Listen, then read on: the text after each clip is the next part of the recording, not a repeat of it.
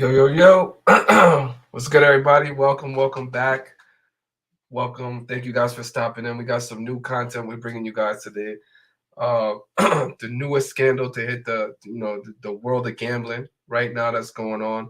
We're gonna get into it. Obviously, it's making mainstream news all over the world.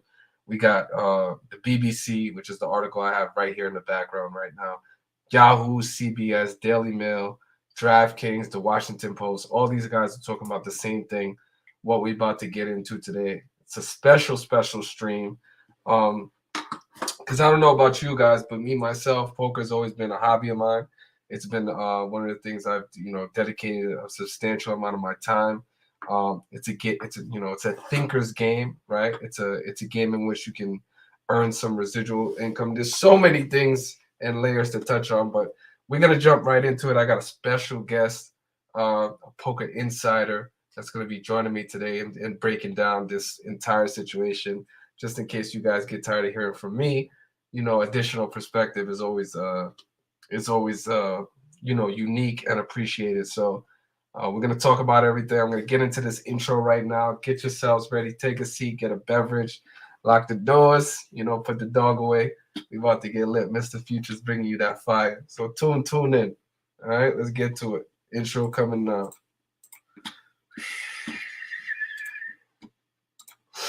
Share this screen. Okay.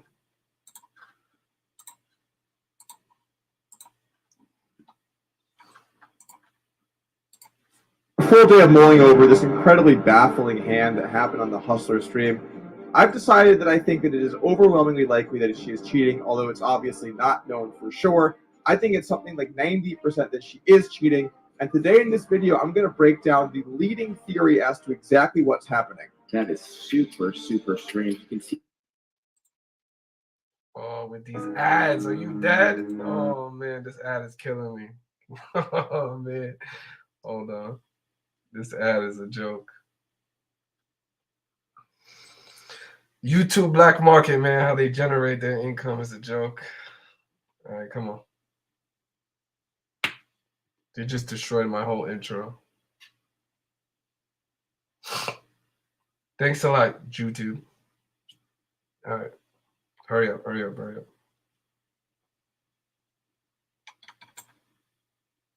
This just pissed me off. Let's go. You can see his reaction. He seems somewhat disturbed here. He doesn't look like he's seen a ghost, almost. I don't feel like I should have won that hand. I should not have won that hand.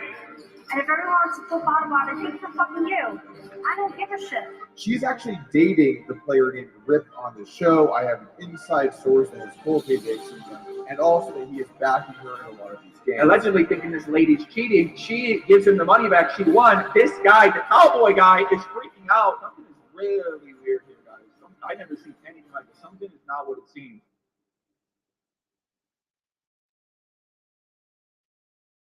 Before we do, though, a couple quick notes. First off, much better. Second off, I've seen the overwhelming number of threads online about what happened, and typically they all think that she's innocent and that Garrett's being a sore loser. But I do want to make one quick point. Most people are idiots. Sorry about that, guy. All right, cool. So that's the intro right there, just to give you guys a little bit of background on what's going on, the situation, what's going on in the media, Twitter. It's like just a whole bunch of turmoil, right? So before we get into all that, that was a great intro by my guy Doug Polk. Link will be in the description after the video if you guys want to check out that independent video. But right now we're gonna bring up our special guest, poker insider K-KAMP. A no limit hold'em grinder. You know what I'm saying? A master of multiple stakes. He's a veteran of the poker community for a very, very long time. A New York native, but let's just get into it. Introducing my poker insider, my guy who's on the ground, pounding the pavement, and knows very much what he's talking about. Let's get him in here. K-KAMP, thank you for joining us, my brother. What's going on, bro? What's going on, brother? I'm happy to be here. What's going on? Let's get to it. Yo, the chat. I appreciate you guys showing some love to this guy, taking some time off from his day. to go through the biggest poker scandal to hit the poker scene in the last probably 5 to 10 years. A lot going on right now. So yeah, man, just if you want to talk, like, give a little bit about your background in the poker scene. How many years have you been around poker in general? Well, pretty much, I want to say 10 plus years. I mean, 10 plus, maybe 15 years I've been playing. I mean, underground casinos. You know how it is. You start off at 1-2, then then you do the 1-3, then it's 2-5, then it's 5-5, and you just go up and up. But of course, in the beginning, it's difficult. You're learning on the fly. I mean, I had good friends such as yourself to help a guy along the way. But in the beginning, it's always difficult. But now, I'm pretty much at a point where I feel I can sit at any table. And, I think I could speak to anybody about the game. And I think that I've pretty much seen it all. And I mean, well, not seen it all, but, pretty much seen it all. Of course, you see new things every time, just like we did last week. But, for the most part, I feel like I could hold my own in any discussion. And I feel like I could, which is why I'm here right now, talking to you guys about this. Exactly. So just to sum it all up, obviously you got thousands and thousands of hands of experience, probably hundreds of thousands of hands to draw back on. So many different types of situations, come across so many different type of players in so many different stakes. So that's what you're really going to be drawing kind of your opinion off of, your expertise, and just for the community to know and the chat to know. Obviously, I just didn't choose you randomly. You know what I'm saying? So you're well informed. Of course. I mean, all those hands. I mean, like I said, close to 15 years of playing. I mean, I think that you come across all types of players, all types of scenarios, all types of hands and situations. So, I think that anybody who's been in any type of positions like that for that period of time, I think that you're pretty much qualified to have a discussion on what happened. I mean, we're not saying that our word is bond, but hey, I mean, I think that we could give our assessment on what we thought happened. Exactly. And now that you said that, that's going to bring me to, obviously, we're going to put a disclaimer out there right now. The opinions that are expressed in this video are obviously that there are opinions, right? At the same time, we're not attempting to defame anybody. And obviously all the videos that we're going to be using and kind of showing we're using under the Fair Use Act. So but yeah, obviously these are our opinions, informed opinions, if you want to say that, and just take it on the surface, on surface value. And we're going to get into it. But the unique thing about this specific situation is we both saw this play out live, right? Yes. So we have that initial reaction to the hand, right? And then we have the hand itself. So before we talk about it, obviously I want to bring the hand right now to the forefront so we all, me, you, the panel, the chat, everybody can watch it live and kind of see the situation that we're talking about. Now, before we watch the hand, I just want to give people a little backstory on the two individuals. So the first person we're going to be talking about is Garrett. Garrett Adelstein. He's a well-known poker cash game player. You know what I'm saying? He's been around the nosebleed stakes of the high stakes poker scene for over a decade. I want to say probably 2 decades. And the other person is Robbie, who's a fairly new player, fairly new to the scene. Obviously a woman, so there's that dynamic. But yeah, we have pretty much the veteran versus a rookie type of scenario, if you want to call it that. And Garrett, the uniqueness about kind of his persona and just the aura around him as a high stakes pro. He's a class act. You know what I'm saying? He handles himself with a high level of integrity, and pretty much he's got a very, very clean record. So a lot of people have called him the Derek Jeter of poker, and I feel like that's pretty accurate. You know what I'm saying? So that's just a little backstory on the two individuals. Now we're gonna get into the hand, so you guys can. But hold on. Before, because I mean, I don't like you. Kind of went easy on him there. That is also what we all know about Garrett. But there's also a section of people who know Garrett to be one of the most aggressive players that we've seen in this game, and that also has to be said before you watch this video.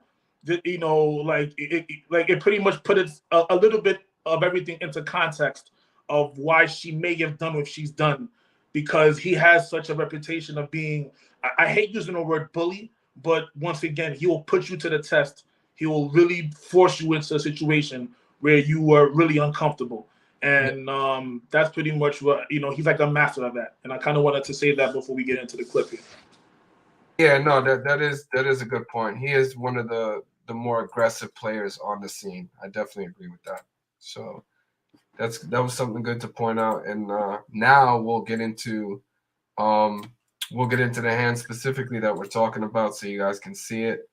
And yeah, man, we'll all watch it at the same time. So let me bring it up for the chat. We'll see right now. And I want you guys, if you guys aren't familiar with poker, you know, we'll walk you through this, but just and this is something very important to point out too. So I'm starting the clip right now from the previous hand. So this is the previous hand to the hand that we're going to be highlighting and speaking about. But the reason I'm starting it here is because I think it's important to show that Robbie in this hand, she does have a Jack-3 in this hand. So this is the very previous hand to the hand that we're going to be focusing on, and she has Jack-3 suited. So there's two things I want to highlight here. Is she does have Jack-3, but in this specific hand, it's Jack-3 suited. So obviously, we're going to find out why that's important, but we'll just play it from here. I'll do my TV stories. Yeah, I'm done. With this ad shit. Man, this is annoying. Okay. We're going to have to deal with these ads because these are clips, and YouTube is just like a pain in the butt when it comes to this. But all right. My favorite moment was, I think, when Jason Mercier first came on the scene, and then you guys played a high stakes poker. He came in like wearing like all this like really weird, like he had like sunglasses on, and like I think that was like the first time you were playing with him, and like you just had this look on your face like, who the fuck is this kid? And he bought it for like 100K, 200K, something like that. Yeah. And you guys got notice Ivey such a class act here. Almost making fun of Jason Mercier, and Ivey doesn't even give into it. He says, yeah, Jason's a good guy. Real exactly. Class act there. I noticed that from Ivey. Yeah. He could have definitely said something negative and just piled on him. But for those of you that aren't familiar with poker, this individual right here with the gray shirt is Phil Ivey. And he is a poker legend, just to say the very least. Definitely one of the most dangerous high stakes cash games players in the world. Considered the Michael Jordan of the game. Considered the Tiger Woods of poker. Yes, he is. So, and I want to put that into context too, because as I just showed you, Robbie is a fairly new player, but she's sitting down right now with not only one of the most aggressive players in high stakes, but now I'm pointing out probably the Tiger Woods / Michael Jordan of cash game poker right here with Phil Ivey. So all of this is important just to take into context as we're going to be talking about this hand and just a bunch of other things. You guys got it in, and like, I don't know. He's playing two hands a lot. Yeah, that's it. He made like a big entrance, and like Phil stacked him, and then he was like, "I'll see you guys later." Yeah. Like, that's such a great hand. And then Jason turned out to be like a superstar, which is good. Yeah. That was like one of his first TV appearances. One of his first ones, yeah. That was like before he won all those tournaments. And, yeah. So Garrett, in position, raises to 3,000. But this is a straddled hand, so I think it's 1, 200, 400 are the blinds, and then there was a straddle for 800. So Garrett raises, I want to say 3x to 3K, a little bit over 3x. So it's about 3K, which is, fairly normal. Oh, wow. Robbie really mixing it up here, calling Garrett's raise with Jack 4 off. It's blind versus blind, and Garrett here has flopped a straight flush draw, 10-10-9 with a couple clubs. He's going to bet 2,500. Wow, and Robbie's going to call here with Jack 4 with the Jack of clubs. Even the announcer was very surprised at that. Exactly, and I think that's important to just take in is the reaction from the announcer that's basically relaying you know, a live play-by-play. It's just obviously what he's saying, the tone in which he's saying it, and just pay attention to that. Keep that in the memory bank. So the flop is 10-10-9, two clubs. Garrett bets out 2,500 into a 7K pot, and Robbie just calls. She flat calls the flop, and now we have a turn of a three of hearts. Now it's a double suited board, and the action is on Garrett. As I said, he's in position. So, yeah. It's backdoor hearts down. And this is usually when Garrett will lay the hammer down with combo draws. He's going to bet 10,000. I think Robbie should have probably been out of his hand pre-flop. So again, just paying attention to what the announcer's saying. Now, just to give a little bit of context and background on that, the announcer that's given the play-by-play is Bart Hansen, who is not only a poker player, but he's also a poker coach. So I think that's important to keep, you know, to make you guys aware of that. He actually teaches poker and the poker theory, you know, as a job as well. And right now, Garrett leads out for basically a full pot bet on the turn, a double suited board. Obviously, he's in position, but he has the up and down straight flush draw. He's got multiple draws, and he's got equity in the hand as well. But he leads out for a pot size bet on the turn, and this is kind of where the hand gets a little bit interesting, I'll say. She's got one club and one heart, and wow, look at this. What is she thinking about here? She's gonna raise it. We saw her raise ace king a little bit ago for a min raise. Here she's gonna min click. So I do want to get like your perspective on this real quick. So Garrett bets a pot size bet on the turn. Obviously he missed his draw with the three of hearts coming out, but she immediately clicks to a mid raise in this spot. Now, all right, I'll just let you. So, like from your perspective, is that or is that not? Like, what is the concept behind this mid raise right here? Well, I mean, watching this live, like I said, when I seen this live, I just thought to myself, all right, you know, she's just making a play. She's making a play, which is fairly in her right. She's fairly, you know, that's very up to her to make, you know, to want to do that. I don't know. Once again, this is my first time ever seeing her play, so I didn't really have that much of a history of seeing her in hand before. But I'm pretty sure that she knows of Garrett, and she knows that once again he could be an aggressive player. So first seeing this, I didn't really get any red flags, even with how horrible that hand is, Jack 4 off. I really didn't see anything crazy about it at that moment. I'm saying, okay, maybe she has a read that, you know, he's that he doesn't have it, and she's, you know, she's giving him a taste of his own medicine. You know, that's what I thought at the time, seeing that hand there. Okay. So to summarize that, basically you're just saying at this point she's just putting her foot in the ground, like, you know, and just throwing it back at Garrett, which could be the case, right? But my counter argument to that would be, if you're gonna do that, why would you give him such a good price to call? Like, you literally mid-raised him. So the theory behind a mid-raise is, okay, obviously she might be telling him, like, if you're mid-raised in a spot, and depending on the spot, but if you're mid-raised, obviously one of the things you would be thinking about is, okay, does she have a hand that's so good that she's giving me such a great price to call? So basically she's just milking me at this point. So yes, that would be the theory, obviously, behind her mid-raising, right? She's giving off the idea or the impression that I have such a good hand, I'm milking you at this point, right? But the counter theory to that would be Garrett is such an aggressive player that he's probably never folding in this He's spot. never folding. He's never folding. Yep. Like if he has any equity, he's never folding. And to take it a step further, he's probably never just calling as well.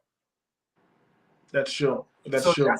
that's kind of like where it goes. It's starting to go a little left for me right here. Like the play to me is not making that much sense, because if you just wanted him basically to call and you want to give the impression that you're milking him, I don't know if doing it on the turn makes that much sense. But let's just see what how the rest of the hand goes.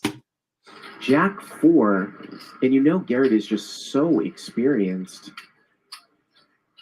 Oh, wait, hold on. Let me scratch my face. That's the shit I got. How often would she do this with a 10? Could he possibly bet 3-bet here? I mean, she just mini clicked the turn.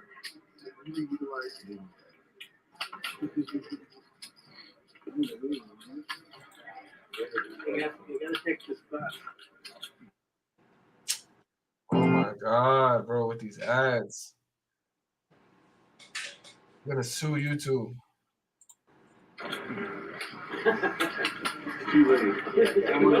If he calls, it could be about 2 pot size bets left. So I think that's what's got to be going through his head here. I think he's considering bet 3-betting, and yep, there's the all in. There's the all in. Garrett, like I said, he's just so experienced and bet All in, patterns, boy. bet sizing. All in. So again, now what we pretty much hypothesized and what I said is obviously that the result right here. Garrett is never, I'm not going to say never, but most likely he's not calling in that spot. He's not just smooth calling. And he put our all in. So he raised 130. Well, he raised it to 129,000. So for those of you that are confused, that's not $682. That's $682,000 that he has left on the table after raising 130,000. So this pot with him just calling is around $51,000. So he's raised Robbie the rest of her stack, which is $109,000. Okay, so I want you guys to keep that in the back of your mind for context. But he did put her all in, right? And he's sitting with about $800 and something thousand on the table. And my understanding, he has the biggest stack on the table. So, and that's another thing to take into consideration. So you're mid-raising on the turn, the biggest stack on the table, arguably the most or the second most aggressive player at the table, mid-raise. Not a formula. Like in this situation, for what she really wanted, which was a fold, that formula does not add up to me. So he's put the pressure back on her. And at this point, like for you right now, if this was you in this spot, you've got mid-raise, you've been mid-raised all in, Jack 4. Like for you, what are you doing in this spot? I mean, come on. I mean, I think that 99.9% of the people who have been in this spot right here, the spot that she's in, Robbie, and you're put all in for the rest of your stack for 109,000, and you have Jack high, I think that everybody is making that fold. I mean, listen, we've been there. I've made big calls before, with ace high. I've even made one once or twice before with king high, but I mean, I wouldn't even dare try that with queen high, let alone jack high. So, I mean, hey, let's run the tape and let's see what she does here. But at this point, when I'm watching this, I'm thinking to myself, all right, surely she's about to fold here. It's over. The hand is over. That's it. Once again, Garrett takes down another pot by just overpowering and over-muscling. And I think for the most part, everybody who was watching this leading up to this point, at this very moment, is thinking the same thing. Like, okay, you tried to stand up to Garrett, obviously, but now he's put you in a tough position, in a position where you're never winning, right?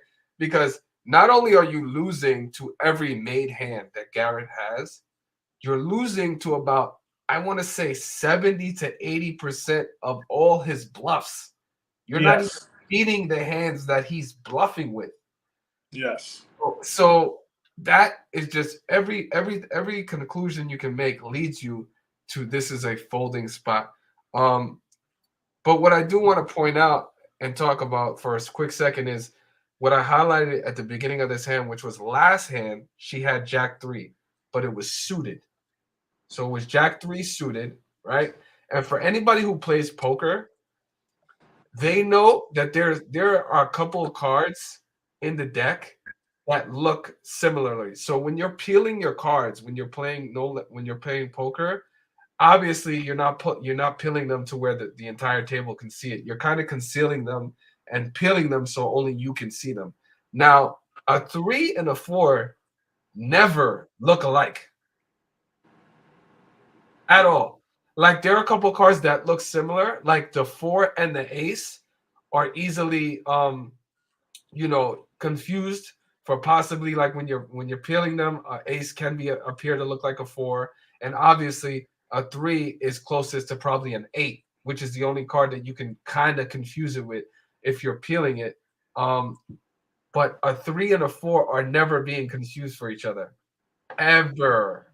You know what I'm saying? And not only that, she has the 4 of hearts. So if you're under the impression that you have a low denominated heart, it cannot be a 3 because the 3 of hearts is on the board. And I think those 2 points are very important to point out. So let's watch the rest of the hand. But I definitely wanted to point. Yes, she had Jack 3 the hand previously. Yes, it was suited. And no, a 4 and a 3 are not easily confused as the same card.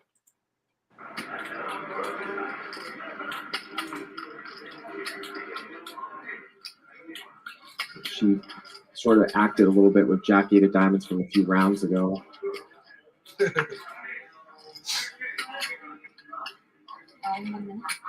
gonna put a time chip out. Oh man. She even all of this. She's Garrett putting in the time chip. I'm thinking, all right, like, this is Hollywood. All right, you're about to fold. Come on, like just fold your cards. You don't got it. Just get out of here. But I mean, boy, was I wrong. About 20 minutes ago, when Garrett had the full house, the Queen 4 against Jack 8, and she took some time with it, and then she said, I just want to call to see it. I think he might have me though. 3's no good? That's the famous 3 is no good comment. Yeah, so she definitely did make a comment that 3 is no good. But there could be a couple different reasons why she's saying that. Obviously, the easiest one to think is she may be confused that she has a 3. But oftentimes when you're playing poker and you're trying to find a spot where your hand may be good, you do often, like let's say you're trying to call with like an ace high, you do often reference the lowest denominated card on the flop or on the felt, because obviously whatever that card is, if it's a 2 or 3 or 4, that would be the closest thing to an ace high. Mm-hmm. So that may be why she's mentioning that as well too. But then again, she doesn't even have an ace high. So this fucking logic is just weird. Like it's just a weird thing to say. She doesn't have a 3. So You want me to call you? I don't know what she is thinking about here, because she loses to some bluffs like king, queen, jack types of things too. And I do also want to point out that she's right now tanking on a $110,000 call on a $51,000 pot, which is insane. 100%. Like, in no way, shape, or form are you priced in. Like, you're actually getting a horrible price. And again, would you call off 6? First of all, let's even bring it down. Let's say you're playing lower stakes. Would you call off $1,000 without double checking your cards to make sure what you have? And that's what I'm checking at the whole time here. Like, and I don't even recall her even looking again at her hand 2-3 times to say, "Yo, what do I have here?" I don't recall her doing that at all until maybe after she calls or something. So she did. She did peel about 10 seconds ago. She peeled. Okay. Yeah. Which makes it even worse, honestly. If she peeled and she's seen it, that makes it even worse. She calls? For once, but it's up to you. Oh my God. Let's see the hand. So far, so good. It looks like you're ahead. What? So she calls $109,000 raise to win a $51,000 pot. And at this point now, Garrett is alerting her that I usually run it once, but if you want, we can run it twice. So she's peeled her cards before making a 6-figure call for an all-in, right? And now she has to make a decision on if she's going to run it once or twice. So basically, there's one card to come. So she's deciding if she wants to run one card or run that one card twice to have 2 chances at winning the pot. Now, if you didn't double check your hand when you were calling off 6 figures, don't you feel like you kind of would need to know your hand before you decide if you're going to run it once or twice? Isn't that the like what bare minimum? Like the information you would need to make an informed decision on running it once or twice? 100%. What's going on For here? once, but it's up to you.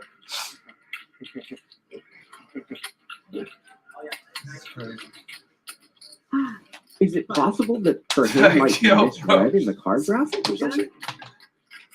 Because I was shitting on. You do? Yikes.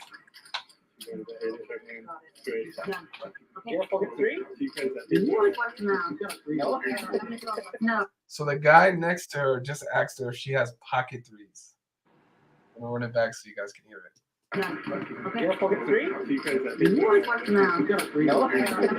No, I just thought I'm. He says, "Do you have pocket threes?" She said no. Then the person next to her says, "What? Do you have a 3 in your hand?" She says no. So she says that and makes the call. I mean, wow, that's incredible. No, I just thought I'm this is a pure bluff catcher. I'm doing With Jack high? but yeah, I think he has to be. We'll go to the river. The river is a 9. That one's you for sure. They're gonna run it Unless you have, like, twice, pocket and five or something. she's You have gonna. like small pair? You give me that much credit? And poor Garrett smiling and laughing, thinking, all right, maybe she got ace high or something, or maybe she got a 3. Never in his wildest dreams is he about to think he's about to see what he's about to see. And to his he just asked her, does she have a small pair? And she said no. Do you give me that much credit? So yes, she could have interpreted that as like, does she have a small pocket pair? That is, obviously she could have made that mistake, but she could have just said, yeah, I have a pair of, like I do have a small pair, because obviously, like one of the leading narratives that she's gonna, I don't even want to get to it, but we'll just play out the rest of it. Good with the first one. So the first board, Garrett lost. The first board, he lost. No. If the cards are correct. Now, I do want to say this though. So somebody at the table tells her to show her hand. Like, the first board's already been run out. So, it just makes sense to show your hand. Now, if you, like she said, or pretended to say, if you have a bluff catcher, right? If you're trying to catch somebody bluffing, now wouldn't this be the time to turn over your hand and show, like, I caught you with the bluff? Like I have the bluff, because now, well, I mean, now it's a double paired board, but it's just like, oh man, it doesn't make any sense. I don't know. She's If the obviously cards are she's correct, a little bit reserved right now about showing her hand. She's embarrassed now. What a sick ball. and the river breaks out again. Oh my god. Oh my god. Wow. I want to see. Does she have Jack 4? Jack, huh? What? Whoa. Look at Whoa, look at Garrett's face. That is. That's some fucking poker right there. Yo, son, that's crazy. I gotta run that shit back. Yeah, Garrett's face there, man. Wow. What? Look at Whoa, look at Garrett's face. That is. That's some fucking poker right there. That was sick. Wow. She's embarrassed. She's embarrassed. That is super, super strange. I mean, but to be honest, bro, look at her. Does she look embarrassed though? Bro, I mean, I don't know. To me, she looks a little embarrassed. I could tell. She looks a little embarrassed there to me. I don't know. I mean, she doesn't look like. I mean, at first she did, and then she started to talk nonsense afterwards. I mean, you could keep running it. Yeah, and you yeah. can see how she started to talk crazy. Exactly. Yeah. Reaction. Like, what is. What? Very nice. Fucking stupid.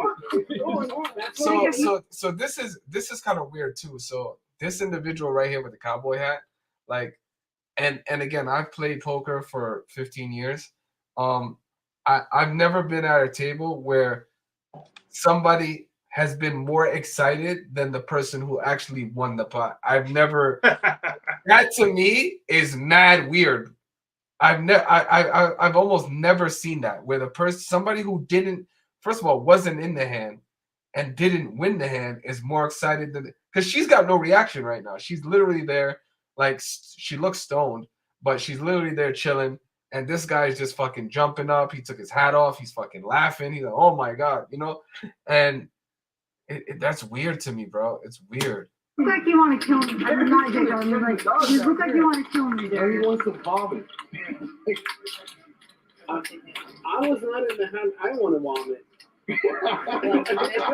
Yo. Wow. This is. Oh my God. I'm speechless. I'm speechless. I mean, usually Garrett would be fairly congratulatory if somebody made a hero call like that, but he seems somewhat disturbed here. So for those of you that don't know and aren't understanding what's going on right now, so Garrett is, first of all, he's in this game alone on the Hustler Casino. I think they said he's up around $1.8 million on this specific, like on this stream in this location. So this guy's almost up like $2 million in this game, Garrett. Obviously, this pot, like he would have lost like 130,000. Again, a very, very substantial amount of money. But in the grand scheme of things, to him and how much he's up in this game, it's not a lot. And for anybody who's watched Garrett, we've seen him lose way bigger pots, $300,000, $500,000, $700,000 pots, and been pretty, pretty class act about it. Like, if you win the hand, you win the hand. He pretty much says, nice hand and keeps it chugging. This perplexed look that he has on his face is him trying to understand in what fucking world does somebody make this call? Like, this call, first of all, I want to say this as well, because one of the narratives that's being pushed out there, and I want to get your take on this as well, and even she said it, is that this was a bluff catcher. Like, this was a soul read. Like, she just knew Garrett was bluffing.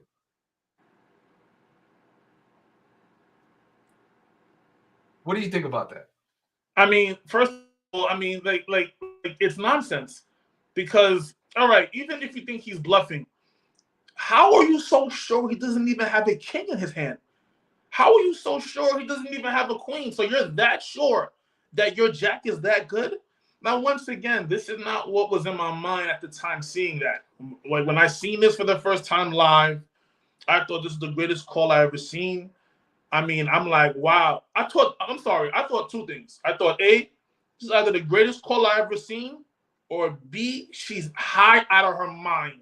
and she does not know what the hell she's doing, and that's just an accident, and she's won, and she's got there. Very simple. Listen, you and I have both been there before where we both won hands that we had no business being even in the hand. We had no business being there at all. And somehow at showdown, we're like, oh, shit, what the fuck? Like, I just won. You understand? So, I mean, this whole time when I'm watching this live, I'm thinking, all right, maybe she's just embarrassed at the fact that she belonged in her hand and she happened to win it. But a bluff catcher, and you're talking about a soul read and all, like, this is where things to me go left. All the nonsense talking and oh, I read your soul, and oh, I did this to you before, and blah, blah, blah. This is when I'm like, wait, hold on. Wait, all right. I mean, you know what? You know, either she must be Garrett's wife or side piece or something where she knows the man that crazy, or she must have played with him for the past 20 years, you know, like all the time. And either seems to be true. So because just to say, so the very first thing she said after Garrett tabled his hand was, "You're gonna keep letting me do this to you, Garrett." So that's, bro, that's not. First of all, we can dispel the soul read and picking up on a live tell from Garrett out the window, because even though she called, she was a dog. She was losing 53-47. She was a dog in the hand. So when you're bluff catching somebody is when you're ahead in the hand and you call them. First of all, she made the call, yes, but she was behind in the hand. She was a mathematical underdog. So that throws the soul read out the window, the bluff catcher out the window. You're behind. So in order for you to win the hand, you have to kind of like, the run out has to happen in your favor. Soul read out the window, bluff catcher out the window. That's 100% bullshit. And if you're embarrassed, why would the first thing out of your mouth be, "You're going to let me keep doing this to you, Garrett"? Like, that's arrogance. That's arrogance. That's confidence. Big arrogance. Big So arrogance. The embarrassing thing is out the window. Like, you cannot say she's embarrassed when bro, that's a needle. Is that not a needle? Big time needle. Big time.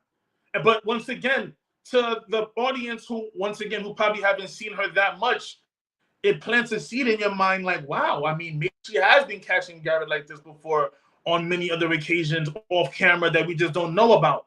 You understand? So, you know, like, we just don't know until obviously later on in the show we get to find out more things. But live right there with her saying that, if you don't know who this person is, you're like, what the hell? She's shit talking Garrett at that? Wow. Wow. So all right, so we'll keep it into, like, basically we just want to follow this in chronological order. So she makes the call, her immediate reaction to it. First of all, when she tables her hand and she's not surprised by her cards. So she flips over the Jack 4 and she's not surprised, right? So that right there is something to make a point of and to remember that. She's not confused. She didn't, there's no like window of reaction where she says, "Oh my God, like I thought I had another hand," right? To her, it was a soul read and it was a bluff catcher with the Jack high. So she's under the confident impression that Jack high is the winning hand. Yes. Which in this spot is never the winning hand, right? So just to throw this out there, the equivalent of this call, and I want to know if you agree with this analogy. This call is like if you're playing in a 52 card deck, I go all in, right? And so let's say we have a 52 card deck and every card has a number 1 through 52, right? There's no two cards with the same number. Every card has a number 1 through 52. So it's like me going all in with the number 1 and you calling me with the number 2. Yeah, that's pretty much exactly it. I'm so pretty much eliminating every other card. Yes. Yep. That's the equivalent of this call. Like Jack high is just, it's never good. Ever. So, and once again, what pisses me off, I mean, once again, she, you know, later on uses this, "Oh, I misread my hand. I thought I had a 3. I thought I had a 3. If she says this right here, this is a non-discussion. We're not making this video. We're not doing anything anymore. This is a non-issue. If she says it right here, "Oh my God, I misread my hand. I thought I had a 3. Wow, that must have been the last hand before I had a Jack 3. Oh my God, I wilded out.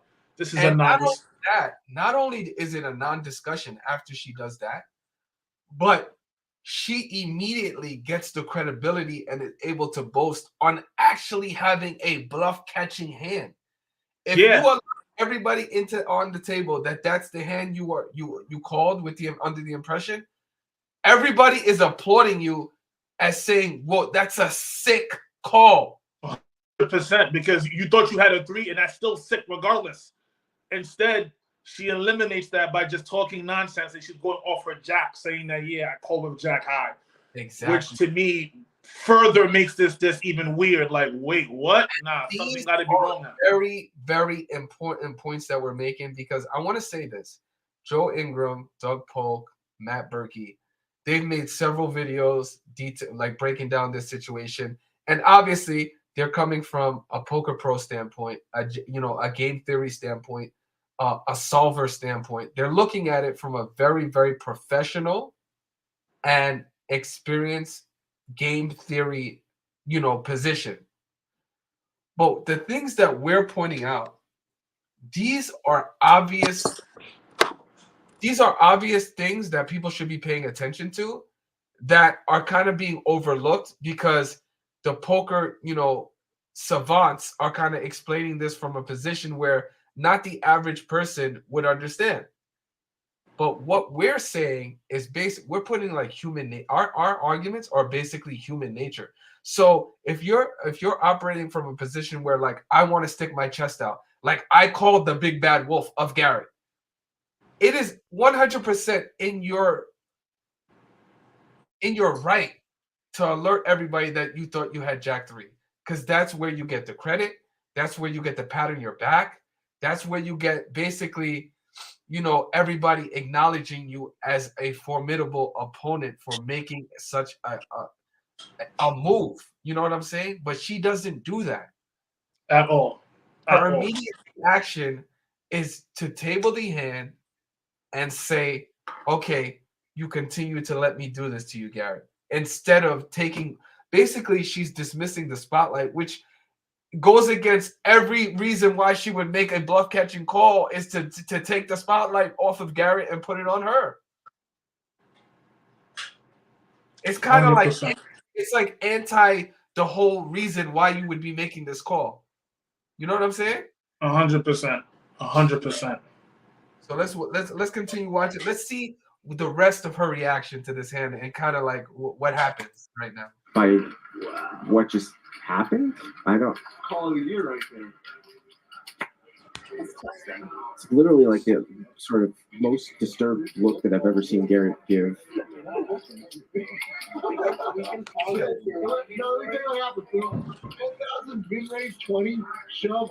And obviously the reason why you'd be that is how can she call?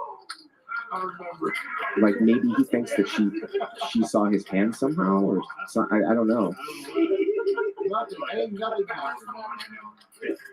The flop goes bet call. The turn goes bet raise shove call. Like what? What do you mean like raise? 128.3. Bet 20,000 millionaires. No. Before the 128.3. I don't understand sort of what's happening right now. And like, bro, she's like in space. You know what I'm saying? Like, yeah, now she's smiling. Look at her. Now it's a joke now. Like now it's not even. There's no more remorse, no more embarrassment. Exactly. Now it's playing with the necklace, having a grand time. And another human element part of this, which, and it's not that confusing, is she's fairly new to this game, which is some of the highest stakes that you can play on a live stream. So let's just keep that in the context. She's fairly new to this game. She just won a pot that's almost $300,000, right? She's playing at a table with arguably two of the greatest high stakes cash games player ever, fucking Garrett and Phil Ivey. Not to mention Andy's there too, who's a high stakes fucking veteran for 2 decades. He's been playing the nosebleed stakes and being a profitable player for over a decade. So 3 of the, of probably the top, I'd probably say the top 20, top 25 high stakes players in the world, and 2 of the top 5 players in the world in high stakes, you just won a $300,000 pot and you have 0 reaction to that. That to me is confusing.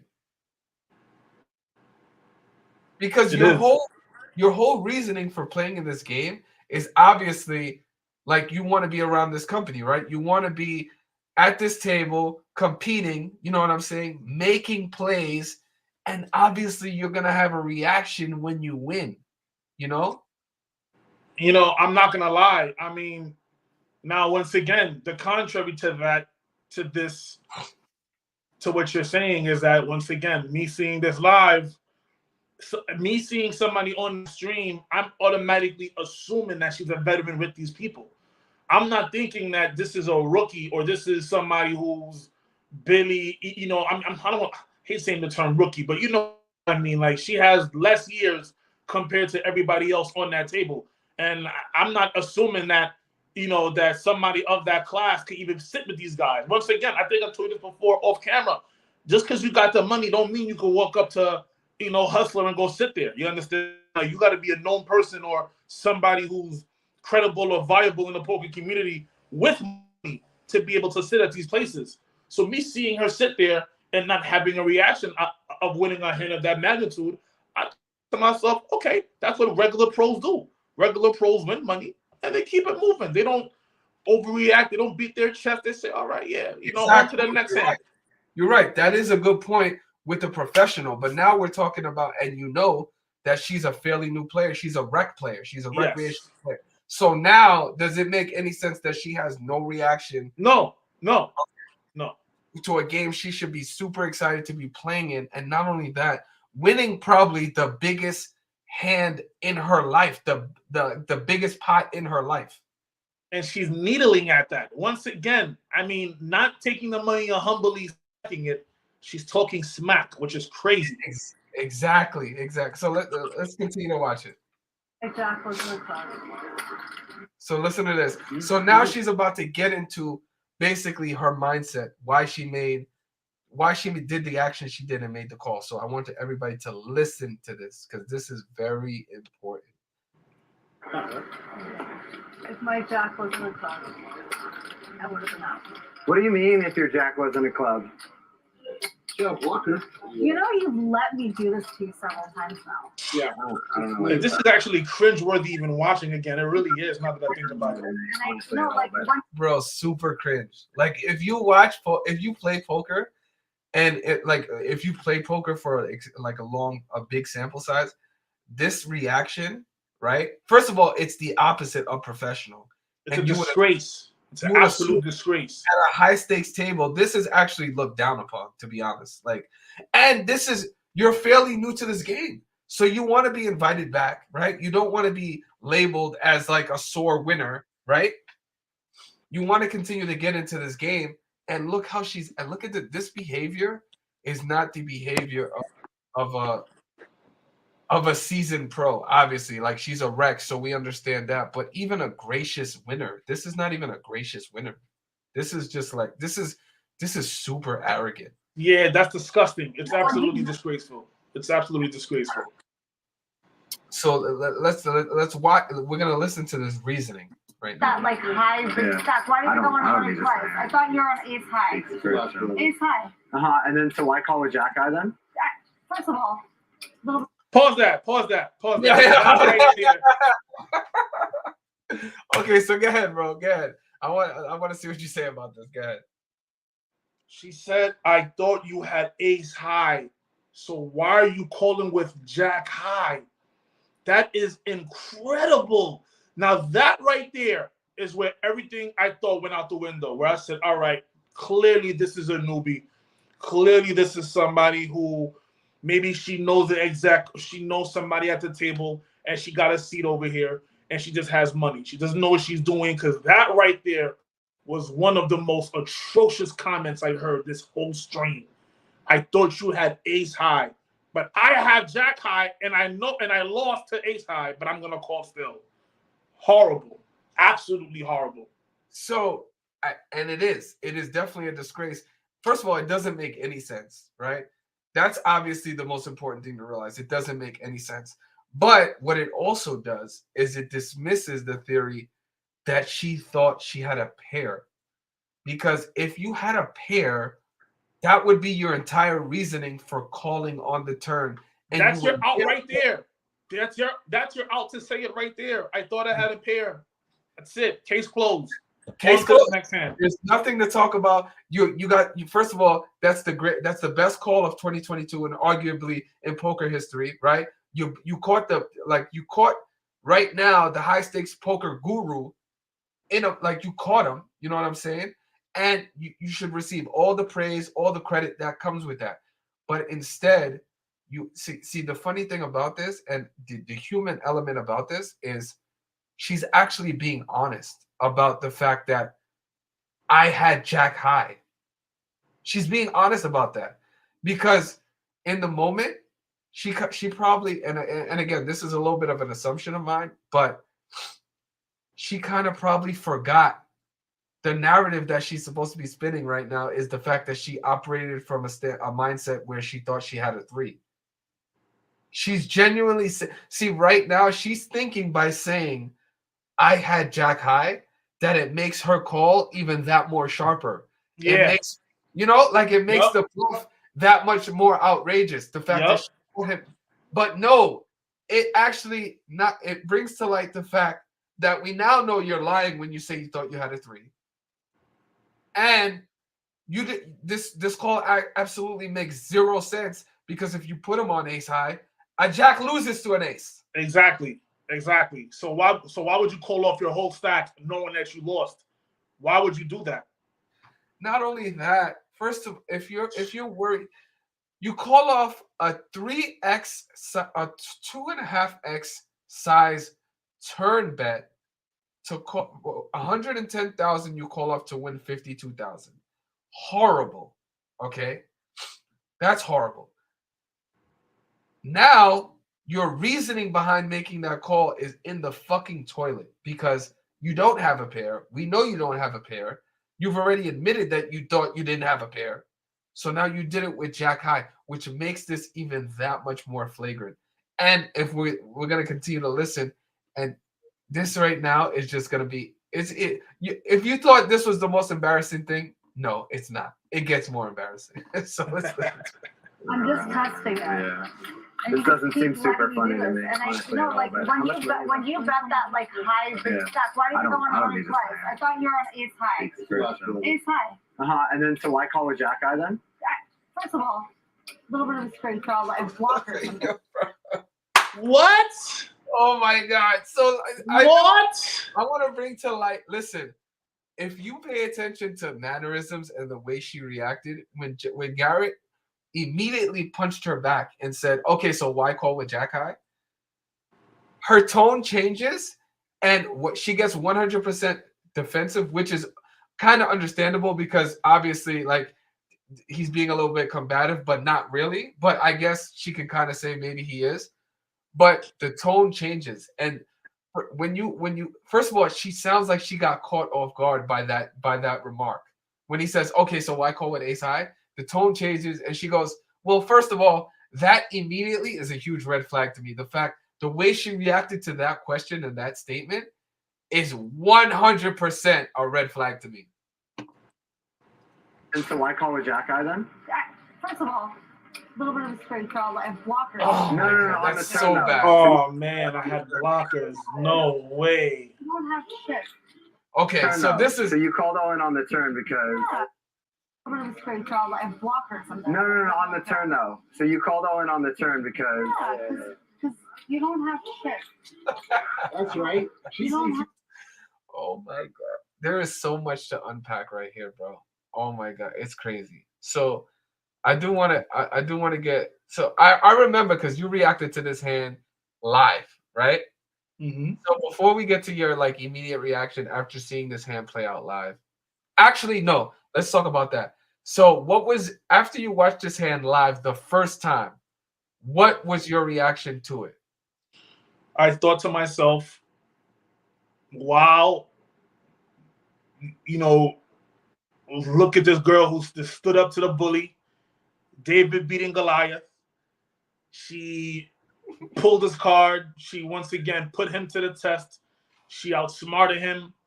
And wow, once again, it's not really connecting to me about, all the stuff going on. I'm actually just more focused on Garrett because for the first time, I've never seen him like this. He looked flustered. He looked in shock. He looked defeated in a sense. So, I wouldn't say I found amusement out of that, but I just never seen that before. So I was just so locked in on watching Garrett's all his mannerisms, and I'm just like, wow, like look how someone just. And I thought how this call probably would have, damaged him for good. Like, how could somebody call you with Jack high? That's a crazy soul read. Like, you're done. Like, your whole rep, everything's finished. Like, you go into depression after this. You understand? Okay. Because I mean, like, that's like, come on, like, just like you said, had she said, hey, I thought I had a 3. This is the greatest call of the year. Okay. You understand? And probably. So your immediate reaction was just basically pro great move, right? Yes, pro great move. Garrett, hey, that's it. It happened. Get over it. On to the next hand. Great move. She got you. That's it. Suck it up. And that's it. And I can probably, I'm going to assume, but I guess you can answer this for me. So at this point, after that, because obviously the hand is already over, we know that she won the pot. But I could probably assume that you weren't paying too much attention to this back and forth that was going on right now. You probably. No, like, I was. Okay. I did hear the. Then why did you call? If you thought I had ace high, I heard that as well. But once again, I didn't really pay it that much mind. Hey, listen, we've all been at a situation before where you've made a move, it's a bad call. Like, you probably got me. Whatever, I call. Like we've done that many times now. Of course, not for no 6 figures, of course. But hey, yeah. I've done that before with my whole stack. I mean, hey, whether it's a 2-5 game or a 1-2 game, like your whole stack's your whole stack. It doesn't matter how much it is. Your whole stack's your whole stack. And we've all been at a place where you might not be ahead, but you know what? Fuck it. All right, man, I call. You understand? So I'm thinking that this was one of those situations and she happened to just make it. That was just it. So for those that don't play poker, so poker for the most part, I wouldn't say for the most part, but a good portion of poker is like a math game, right? Probability, and math does play a big part. Obviously, there's a human element to it where you take into reading people and being able to study, body movement, mannerisms, speech, all that type of things. But for the most part, poker is a math. It's a math-based game. Obviously, because we're talking about money, we're talking about probability, percentages, and all that shit. Now, okay, so we've already highlighted the fact that your initial reaction was pro great move. Okay, cool. Pro great move. My reaction wasn't that, but my reaction is not that important because your reaction is pretty much what the public reaction was, which was pro great move, right? But what I do want to speak about now, which is this right here. So she says that she had the jack of clubs, which was a blocker, right? Now, this right here to me is another red flag, and I'm going to explain why. So, but first of all, for her to use the term blocker, that term right there, understanding it in its totality, says to me that she's not a new player. She to poker. She's not. That's not a term that a rec player would not only know but understand. 100%. And that's why I'm bringing it to right now to the attention of the chat, is because she says that her jack is a blocker, but what she doesn't understand is the jack is a blocker to Garrett's bluffs, which would mean that he's more likely to have a made hand, right? Because if he doesn't have the jack of clubs to be bluffing with, then that means that he's more likely bluffing with a small pair, which has you beat, or ace high, king high, queen high, which still has you beat. which has you, and any of those combinations, and all of them have you beat. And the fact that you have the Jack of Clubs, which on the flop is a suited board, should tell you, if you understand what blockers mean, that has a higher probability of having a better hand than Jack High. So her saying she has blockers, it doesn't mean shit. She's basically blocking her whole reasoning for calling the hand. 100%. That makes absolutely zero sense. That Eric Pearson on the table, and like, not only agrees with her, but he kind of introduced that whole Jack blocker thing, because he said it first and then she kind of piggybacked on it. But she doesn't understand that having a Jack of Clubs is bad for her. She thinks it's good for her. It's bad, big time bad. Which is comical, bro. It's so comical. So, all right, let's continue watching. Can't be a Jack High. Blockers. No, on the turn though. So you called all in on the turn because. And that's another thing. She called all in on the turn, which would make her Jack of Clubs less important, because now we have a double suited board of clubs and hearts. So if Garrett doesn't have the Jack of Hearts, he can still have the the Jack of Clubs. He can still have the Jack of Hearts, which any Jack is beating your Jack. Like, could you have 100%. You know what I'm saying? Like, any 100%. Your Jack. So it just makes it even more laughable that she thinks that supports her argument. She called all in on the turn, not the flop. So the Jack blocker becomes less important. Even if that was a thing, which it's not, it becomes less important on the turn. She doesn't know that, though. She doesn't realize that. You don't have shit. And then she falls back on, you don't have shit, as opposed to being able to articulate, dissect, and yes, give more clarification on why she did what she did. Yes. As you can see now, she hasn't offered not one piece of good reasoning on why she did what she did. Not one. And this whole time, all she had to say was, I thought I had a 3. Oh my God. Yes. That's it. I thought I had a 3. Conversation done. I had the 3. 100%. Like, I'm not gonna hold you, son. The more and more I watch this, I'm saying to myself, yo, was she not stoned? I see that no one really is making an explanation. I don't know if it's maybe you're not allowed to say that, but I mean, she doesn't really look coherent. She's not really speaking really coherent. She's not making sense on anything she's saying. Her gameplay didn't make any sense of what she was doing. She could have really, I mean, I hate to use that term, she could have really been really fried this whole session, bro. Easily. Like, this is, I mean, easily. More than saying I have a Jack blocker. Yeah, like, nothing she's saying makes sense. Nothing she's saying here makes sense at all. Nothing. She's misreading her hands, quote unquote. Like, what are you talking about? Like, she's giving bread back. Like, yo, come on, run a tape, man. She's going crazy.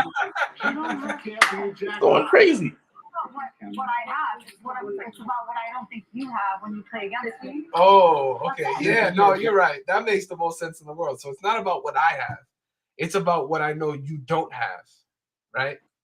Which is retarded, because in poker, the cards are the only thing that matters. Especially when you call on all in.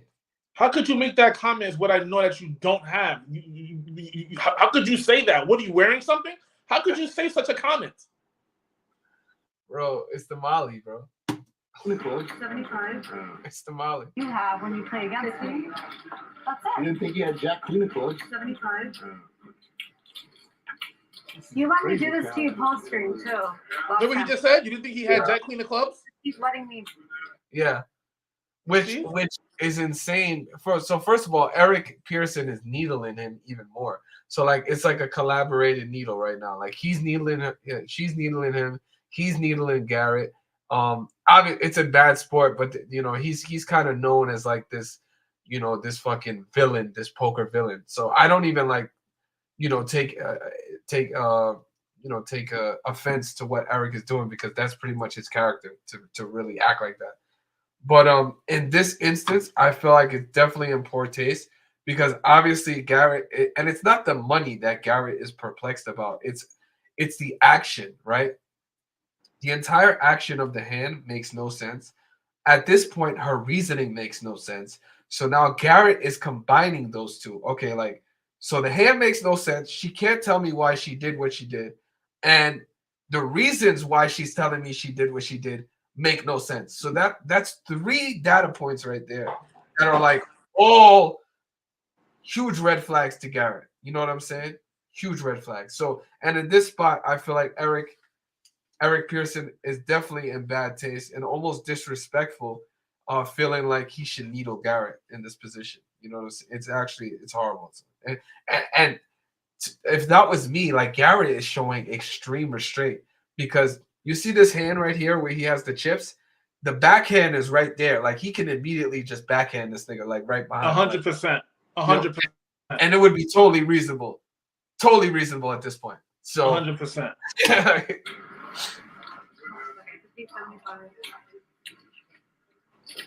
Wow, I feel so bad for Garrett, bro.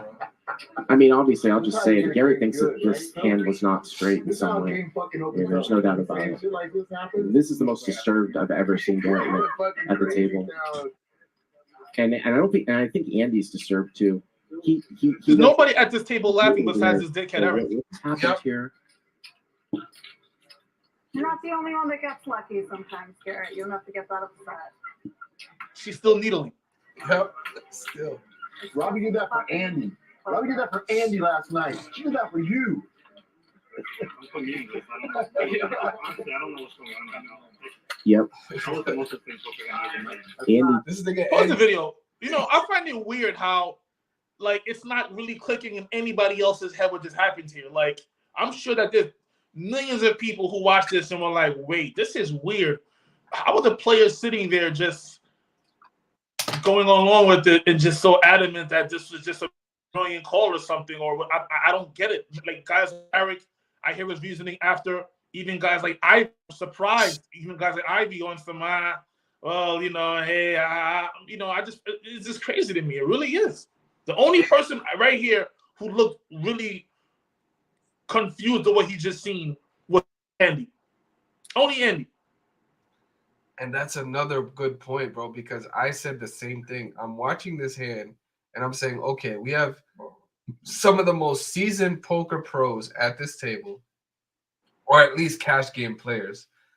And Andy is the only person that seems to voice the fact that this hand is extremely irregular. Like, it is not beyond, like, it is not even in the realm of normal. So, like you said, for Andy to be the only person to say that and vocalize it is like, it's so weird. You know what I'm saying? It really is. And it's alarming, bro, because like to play in this high stakes and for people at this table to not even realize that this hand is so fucking left field is actually, it's fucking crazy, bro. It's sick. Like, and I'm not gonna lie, you know what? That probably encourages her foul talk. You know, when she sees guys like Eric and them cracking jokes about it, I guess it's easier for her to not say stuff like, "Oh, I do this to you all the time, Garrett," and blah blah blah. Because you know once again, this guy's at the table putting a battery in her back. But I promise you, had the entire table went silent, like, whoa, what the fuck was that? Whoa, we probably would have had a totally different outcome. If nobody's laughing, if everybody's looking at her crazy, like, what the fuck was, like, what was that? Who knows what we get here? So, I mean, I'm kind of glad that it played out the way it did. Now we just got pure gold of what just happened here. Yeah, exactly. Now we got her true emotions. Here's what we got.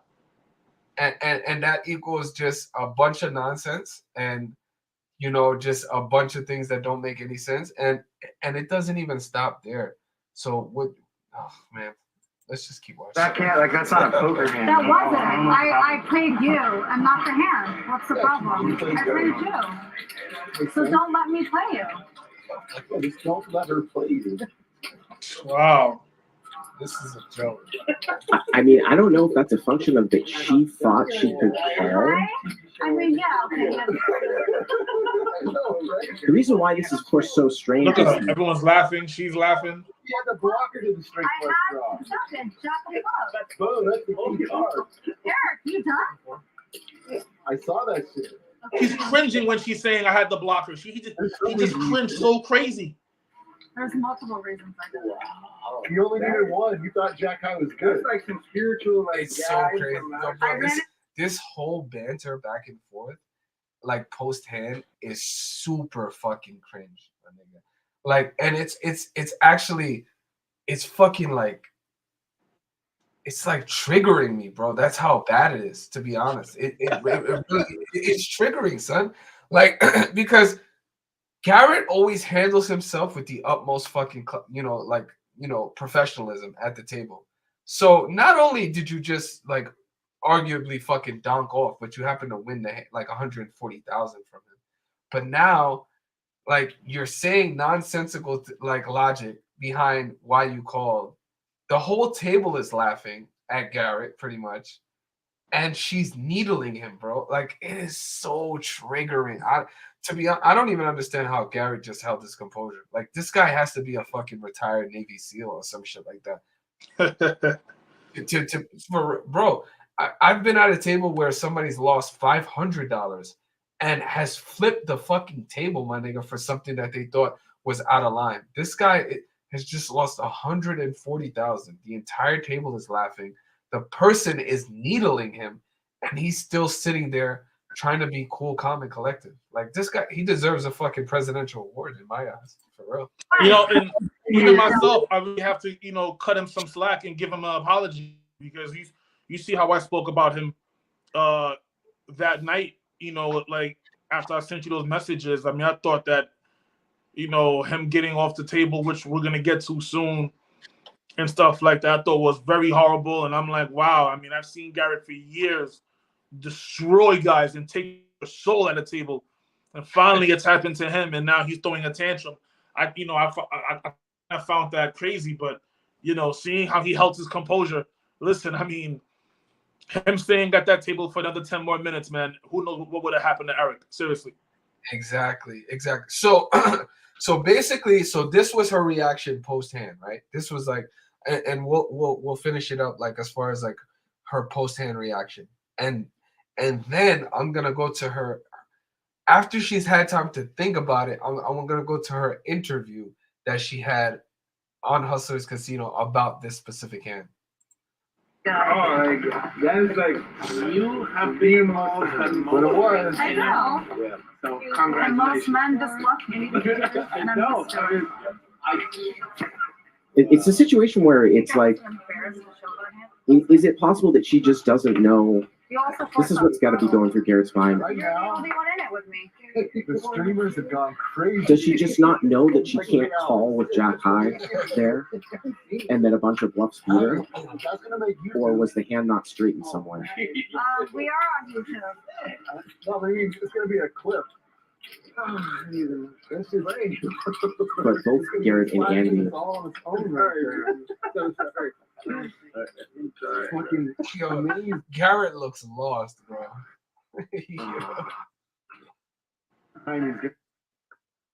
You seeing the card with the Jack.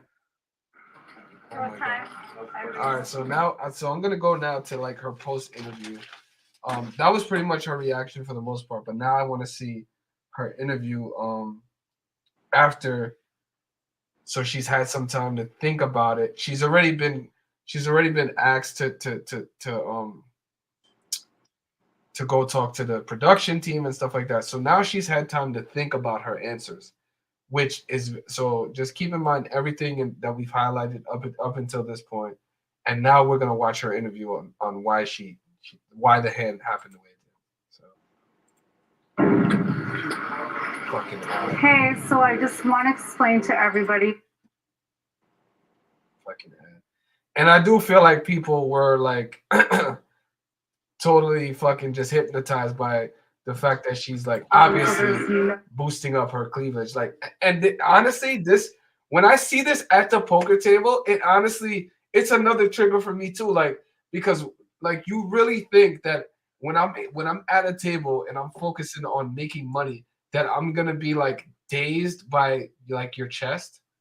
I'm really not. I really don't even care. But the fact that you think that's gonna work on me is actually laughable. You know, it does work on some people. I'm not gonna lie. I was just about to say, man. I mean, I'm not gonna lie. I say this to, like, listen, man. If you're a woman out there and you want to play poker, listen. If you look half decent, you will have a really, really good career, because the amount of men who fold to a pretty face is unbelievable. I've been guilty of it. I mean, some certain times, but I mean, I've seen it over and over and over again. I mean, like certain guys who go, like you'll make that call, but she's sitting there and she makes she shoves you or she makes a certain raise. You're in a good mood. You had a couple cognacs. All right, you got it. All right. Yeah, nice hand, sweetheart. Yeah, you got it. But you can argue that this is obviously strategic, the way she's dressing. Obviously, I mean, 100%. Or once again, you just say, I mean, you could just once again just more things to show that she just hired her mind. I mean, it looks like it. Those shades already. Her eyes are wild low. I mean, come on, bro. Like, you know what it is, man. I mean, this is LA, bro. Let's keep it a bean here. This is not a game in Wyoming. It's not a game in Utah, bro. Yeah, facts. You're right. That's a fact. 100%. Confusion. In that particular hand, Garrett was upset because he thought there had to be something going on for me to make that call. I made some references when I was on stream about why I kind of made that call. There's two things that were going on over there. So I'm holding the jack of clubs. There's two clubs on the board. After the flop, I have a backdoor flush draw and a backdoor straight draw, which is why I made the call with the 5,000 bet that he initiated. And then when the turn came, it was a 3. And you will hear me say on stream, are 3s any good? And the reason I said that is because I thought I was holding a jack of clubs and a 3 of whatever. Now you see what she can't even repeat what the 3 was. The reason that she said that she says that the way that she said it, like her verbiage, is because she knows that she had the 4 of hearts and the 3 of hearts was on the board, so she could not say she thought she had the 3 of hearts. So that's why she says the 3 of whatever. So already you can see that she's changing her language, right? And she's obviously, this is a lie. This is definitely a lie right here. The fact that she says, I thought I had a 3 of whatever, she could have just said, I thought I had a 3. But the fact that she put the whatever in there is, I think, a big, like a red flag right there. Like that, it wasn't necessary, but it is necessary if you're trying to like protect a lie. You know what I'm saying? So, because she couldn't have the 3 of hearts, because that was what was on the board. So the only other red 3 she can have is the 3 of diamonds. So she could have said 3 of diamonds, but she didn't. Because obviously then people would know, like, how can you confuse the 3 of diamonds with the 3 of hearts? Like, you know what I'm saying? Exactly. So right then and there, I feel like that was an immediate, like, okay, she's full of shit. Thought, and I say that I think I have a bluff catcher and it's not good enough. So when Garrett shoved on me, there's multiple reasons I called that. Previous experience where I know that he's often bluffing. I also assumed in a hand that I also folded to him earlier on in the night, the same night when I thought that he was just on a draw, but let him have it, that he was just on a draw, which means he did not have a made hand after the turn.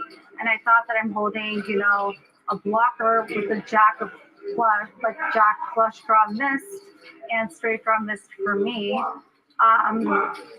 So with a 3 as a bluff catcher sort of thing. I didn't look back at my hand to see that it was jack 4. I'm not gonna lie, I'm starting to like that outfit more and more.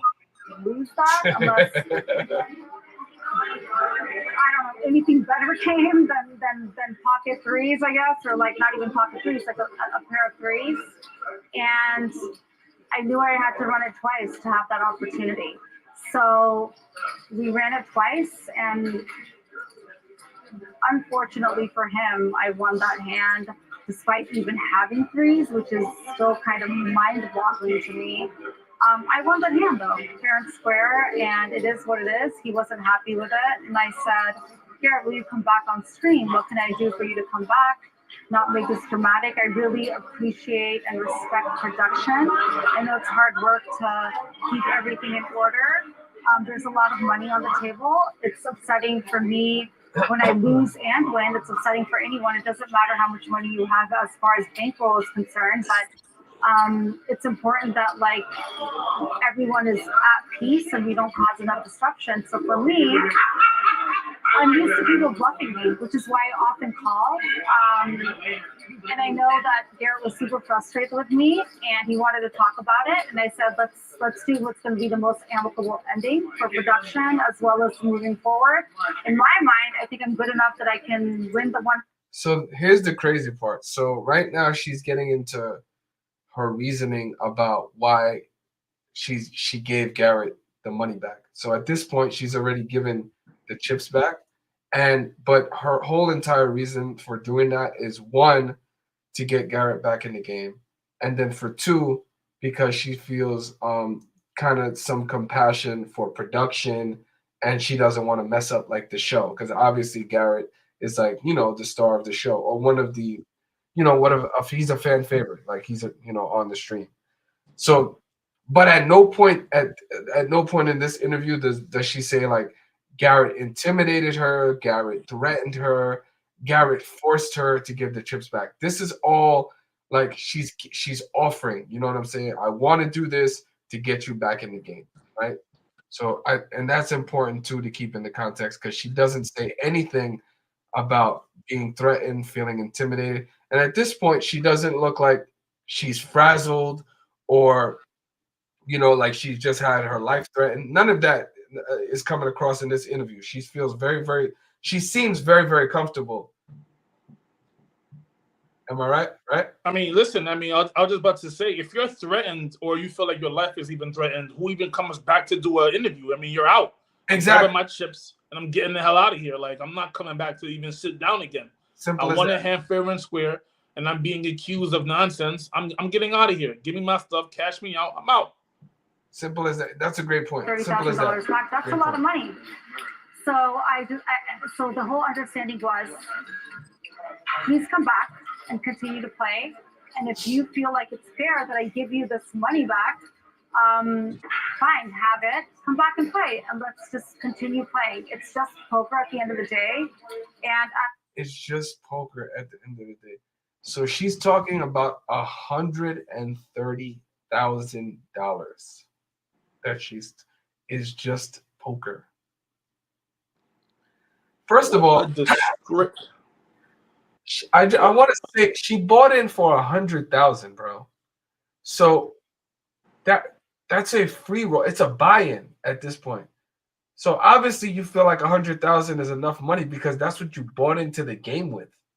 You know, it's not like she bought in for a fucking $500,000, my nigga. You know, like other players did. Exactly, and that's another thing. That's another thing we're going to talk about too. Like, just to take it even a step further, but she's talking about $130,000. So now we're going to go to the interaction of when. So at this point, she's been pulled out the game. She's talking to Garrett and production right outside the poker room. Did he really get that mad? So hold on.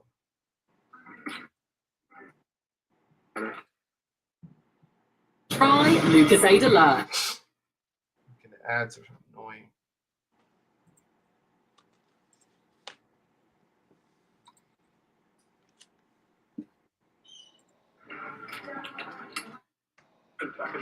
Yes, sir.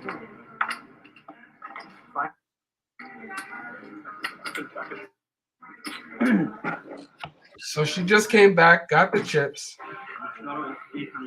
to give them to Garrett, and now Garrett walks back into the poker room with the chips, and everybody is immediately. Well, here comes Garrett. What the hell? Did he really get that mad? Fucking Garrett's a deep sea fisherman. How do you do this? Did she give the money back to Garrett? that what they were talking about? And then, so at this point, she's giving the chips back to Garrett. Obviously, they came to some sort of agreement. He would come back in the game.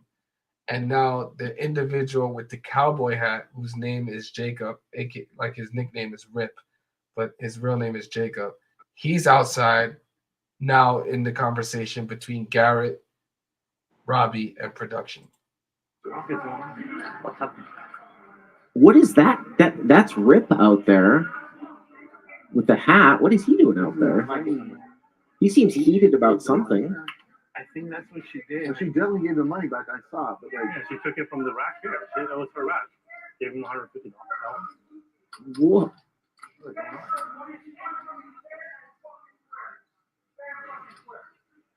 What is going on?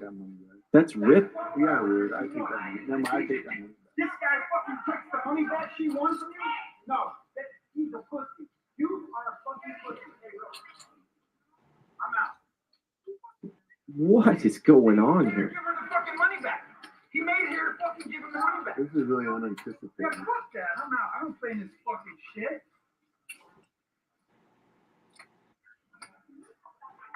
He fucking made her give the money back. What do you mean made her? How do you Yo, he's going absolutely apeshit here. So it's crazy funny, bro.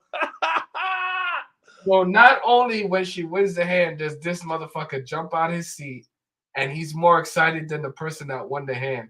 Now at this point, she decides He's more mad at the person who got to give the money back. and that's important. That's important to keep in the back of our minds as we're moving forward. But just this reaction is just so fucking weird. But it's not weird when you come to find out some of the details that come out after. What do you mean made her? How do you He fucking told her to give the money back and accused her of cheating. how do you make someone give the money back? I don't understand. I don't know. He took it. Look at Andy's face. Yo, Andy, a funny guy, bro. Trying to give him the fucking money. Why would she be willing to do if she didn't cheat? Why would she be willing to give the money? Why are you? Great fucking question. If you did not cheat, why would you be willing to give the money back, bro? That's a fact. What, 130? We're not talking about $20. This is $130,000 to a girl who this is the highest stakes that she's ever played. It's just nonchalantly walking over and saying, "Yeah, I won 130,000, but here, take it back." Not normal. Just another thing that's not normal about this. You mean to tell me I make the call of my life, mishand or not, misread or not, I took down one of the biggest sharks that the world has seen. And I know that I did not cheat. I did it off my merit, off my read. Because what you want to say is she's not cheating. Her being wrong or not, her read was always correct. Like, all right, I don't think he has anything. So you made the greatest read of your life and you're giving back 130 grand. I'm sorry. Y'all gonna have to kill me for that bread. Y'all gonna have to sue me or something. There's no way I'm giving up that money and I know I did nothing wrong. There's absolutely no way. Fuck your feelings, Garrett. I don't give a fuck. I won that bread. I'm sorry. Tough luck. That's it. Simple. And that's something you'd be like willing to like go down, like, you know, take to the grave. Like, I'm not 100%. You know, and you can't say you're threatened because you're in a casino with armed security. There's nothing but men around you, right? What is he gonna do to you? I'm sorry. Like, who's Garrett? Exactly. I'm sorry. Like, I'm sorry. And to this point, he's shown no aggression.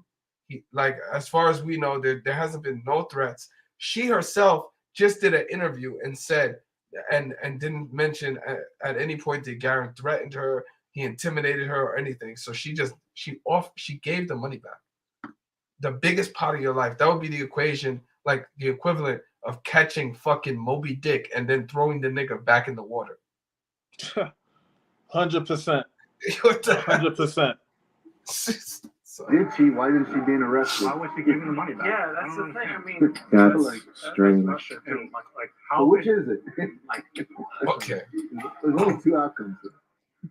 So at this point, Garrett, obviously he sees what's going on and he's going to make the decision to no longer sit at the game. He's going to pick his chips up, leave the casino, because obviously he feels threatened The guy Jacob has made a big fucking spectacle of this situation, so he no longer feels comfortable. He no longer feels safe. He's gonna get out of there, right? Now, this is the situation we're talking about in its totality, like the entire situation. Now, also, what's very, very interesting is after this, right? After this, and I'm going to show you right now. Hold on. We'll talk about it. Wait, hold on. Let me get this out of here. Okay. So that's David. Where's Sean D? Fuck, where's D? Mike, the mouth is calling me now. Oh no, okay, that's Mike. That's Mike. Hold on. Where's Deep? Oh fuck.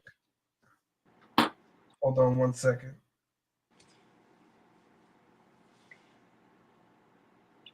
Okay, boom. So we're on day 1 of the 9-hour stream. Yeah. So hold on. We'll do.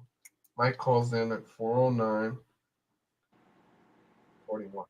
So pay attention. This is Robbie calling in to the Joe Ingram show and basically explaining her relationship with this guy Jacob.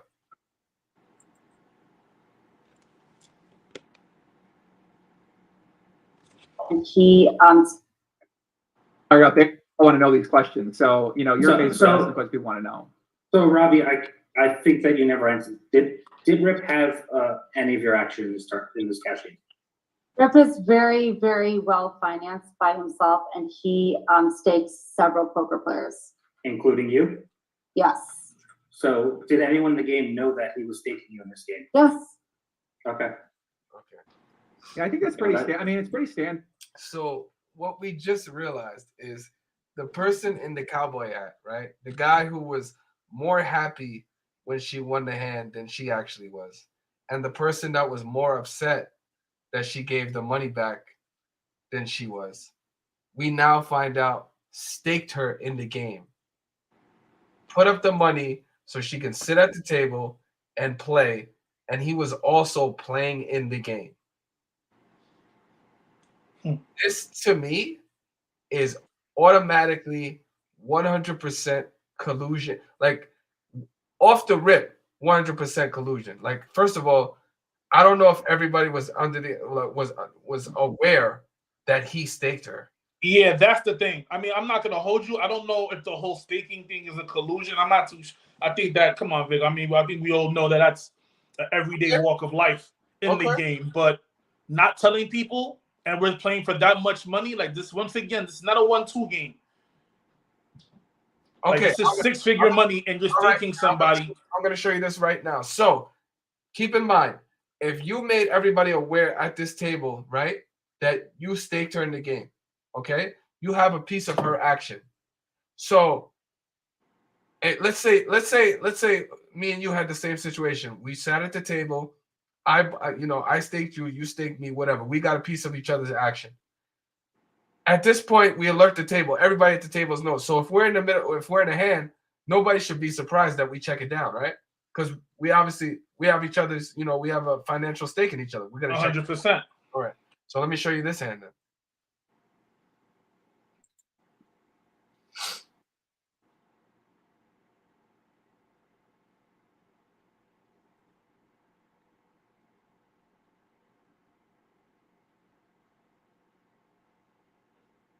That's your line. This hand, to me, You want to see a flop? I know. is confirmation that not only did people know at the table that he staked her, but also they soft played each other in this specific hand, and there would be no reason to soft play each other when you can just check it down because everybody knows that you guys, have stake in each other, right? There'd be no reason for me and you to soft play one another, meaning like, play the hand conceivingly strategic because we don't want to make it appear that we're playing soft. We want to give the impression that we're still playing against each other. But there would be no reason for us to do that if we told everybody at the table what it is. 100%. Watch 100%. this. Watch this hand. Well, Rip here is going to bring it in with 2,500 with ace queen of spades, and now Robbie picks up ace queen offsuit here. Keep that shit going. Okay. You fucking know 12 of these. And she's going to 3-bet. I call. Yeah, sure. I'll take like a green tea. What's that? You want a green tea? Let's see If it. it's cold. Heads up. You think that shit hot, man. I drink cold stuff. And drinks hot. Wow, where did this flop come from? Ace, ace, eight. The other two aces on the flop. So both players with trip aces with the same kicker. They both have the same hand. Robbie could win it with backdoor clubs, and it goes check, check. Dave's game last night? Did you see that look? Did you see this? Did you see that look? First of all, they both checked the flop. All right. So the action pre-flop goes, Rip raises it to 2.5K. Robbie raises it to 8.2K. Re-raises it to 8.2K. He calls. Now they go to a flop. The flop comes, check, check. Okay. Watch. So now the turn comes and it's a king. I want you to look at this look that Jacob gives her. And it with backdoor clubs, and it goes check, check. Dave's game last night? Did you see that? Mm-hmm. Mm-hmm. Dave's game last night? Wouldn't that be the equivalent of me just telling you like, yo, chill? 100%. 100%. What is that about? Like, you know what I'm saying? Well, why would you even need to do that? If you told everybody at the table you staked each other so that obviously they know, why is all this code going on in this hand? And once again, who even knows what codes that they would come up with before the game? Now, once again, nobody at this table even knows that they're even, you understand, that they're partners here, so it doesn't even look weird. Like, he's making all the sound effects and all these stupid ET noises, and it doesn't even really, register to anybody. They're just, all right, regular, go ahead. And so now it's a 17.5K pot. Watch the rest of this hand. Which is absurd for ace queen. Both have ace queen, and a board like that, only 17,000 in the pot to me is unruly. And both have trips with the king kicker. Unbelievable. Unbelievable. Okay. No way. So now the turn comes out. It's a king. And now Rip gets 4,000. So 4,000. obviously I think Robbie thinks that she's slow playing. And she just called. Wow. Calls. 4,000. Even the announcers is shocked. She just called. Wow. People stumble. And obviously Rip's going to continue to bet. But I wonder. Oh, just 4,000. Just 4,000. Finally, Garrett gets in a private game. He's been waiting. Is she just going to call? So she's calling down Jack high, right, for $110,000, but yet she's hesitating on a 4K call for a $30,000 pot, where she has 3 aces with the king kicker. Only thing that beats her here is nothing really beats. Ace king beats her here. That's it. That's super possibly. Ace king, of course, flush, yeah. Yeah, flush, of course, yes. I thought you had ace king, I swear. You came in hard. Oh, there's 2 aces on the board. You can't be holding an ace. It's physically impossible. Wow. She's got an ace king. I didn't like the king. Yeah, this shit is just so it's just so indicative of Hollywood and bro, just stop it. Who are you putting on the show for? Once again, the table to me must have been sleeping. Nobody even makes a face here. Nobody even, Garrett included. I have to say, nobody even says, "Wait, what? What was that about? What the? Whoa, huh?" It's fucking 100, 200, 400, straddle 800, my dude. Before it even gets to a flop, the straddle is $800. And this pot has a total of 30,000 when we get to the end of the action, but yet we have an 8 high and a jack high with a 300K pot. Doesn't make any sense at all. Okay. All right, cool. I mean, yeah, it is what it is. You know what I'm saying? So now we had obviously we had your first take on it, your first reaction after you saw the hand. Now we've become made aware not only that her reasoning is bullshit, there's narratives that's starting to be pushed. Now we find out that she's being staked in the game by this cowboy. Now we see that they're soft playing each other. Now we're aware that obviously not everybody at the table is informed that they have a working relationship in connection to this game. He staked her. He has 50% of her action. And the way that they played tells us that they didn't inform the table of what's going on, right? And if they did, that's even more of a reason for Garrett to be suspicious of what happened in that hand. 100%. 100%. So I mean, I don't understand why. Again, back to your point, how is nobody else fucking like bringing a concern or a red flag to what's going on? There's $3.5 million on the table, and there's so many things that just don't seem normal or right. But yet Garrett is the only person. What the hell, yo, bro? This is crazy.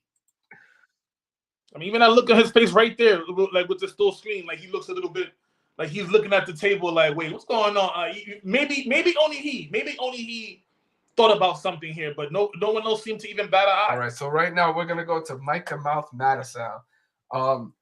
You know, a very, very fucking historical poker player, legend of the game, full tilt poker pro, two-time final World Series of Poker main event final table. One of my favorite players. Favorite players coming, and he's gonna give his recollection of this. And again, I've already seen this, but this is K-KAMP's first time hearing this reaction from Mike the Mouse. So we're gonna get his genuine reaction to this. So let's check it out.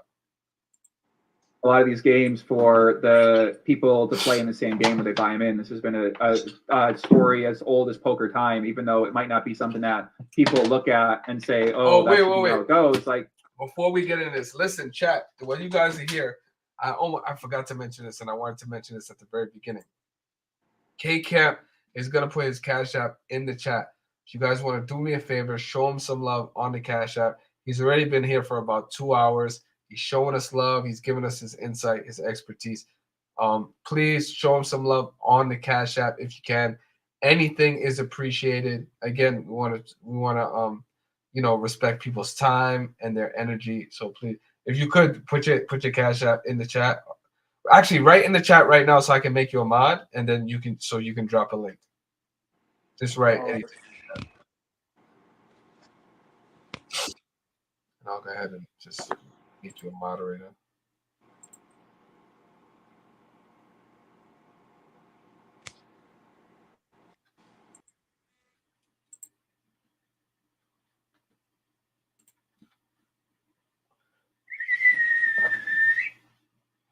All right, guys, give us a second.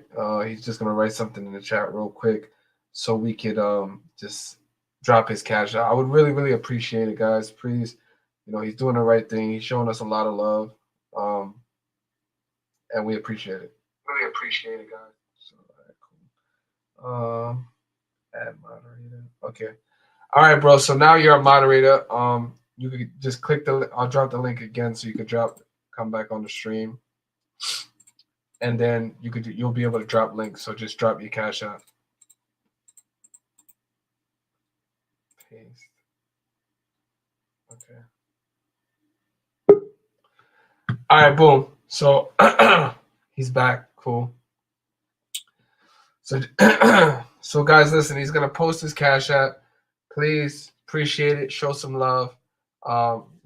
We appreciate his time and all that. So. And we're still not done. We're still getting to the nitty gritty. So just go ahead and show him some love. That would be awesome. We want to show him as a community, we respect people's energy, respect people's time. And again, this is the biggest poker controversy in the last probably 5 to 10 years. As far as listen, as I said, mainstream media is talking about this. This shit was on the Washington Post, BBC News, Yahoo Sports. It's all over the place. So CBS, Daily Mail, everything. So yeah, we're gonna get that Cash App for you guys, and then he actually will be doing shout outs for all the people that decide to show him some love. He'll be doing some shout outs and sending you guys that love right back. But yeah, as a stream collectively, we just want to do the right thing. So that'll be lit. If you guys want to take a quick bathroom break right now, that's cool while we getting this situated. But again, we still right now right now we're on the case. We're investigating this whole situation. So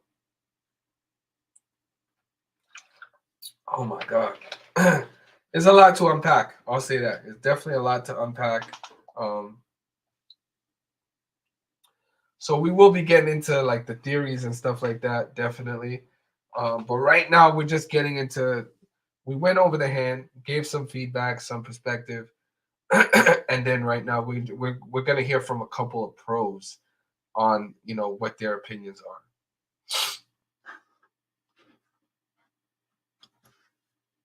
So.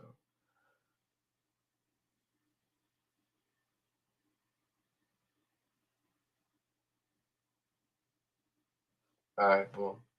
So for those of you that don't know, this is the Cash App right here. $ Kenny Burke Camp right here. So if you guys go on over to the Cash App, show some love and appreciation.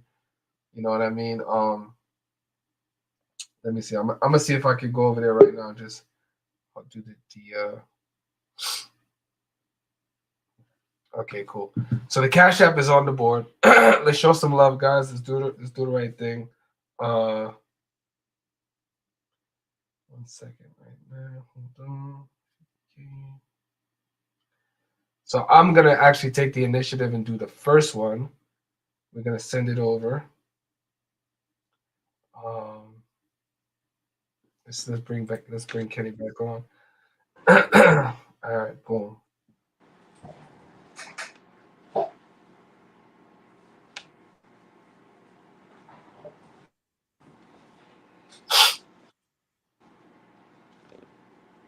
All right, guys. So I'm the first one, just so you guys can see. I don't know if you guys can see that. Hold on, let's see. So I took it upon myself to go on and start the trend right there. I wouldn't ask you guys to do something I'm not gonna do. Oh man. Do the right thing. Get on over there, show some love and some appreciation for him joining us. So let's get into it right now. We hear from Mike the Mouth Mattisau, his perspective on what's going on. But don't forget, tap that fucking Cash App. I'm leaving it there the whole time. Do the right thing. Let's get it. In a lot of these games that I know about, high stakes games, a lot of people, there's one guy that has the host usually has a few people's action. Normally the good players are winning in the game. Sometimes hold on, my fault. Where's Mike? Where's Mike? Don't violate me.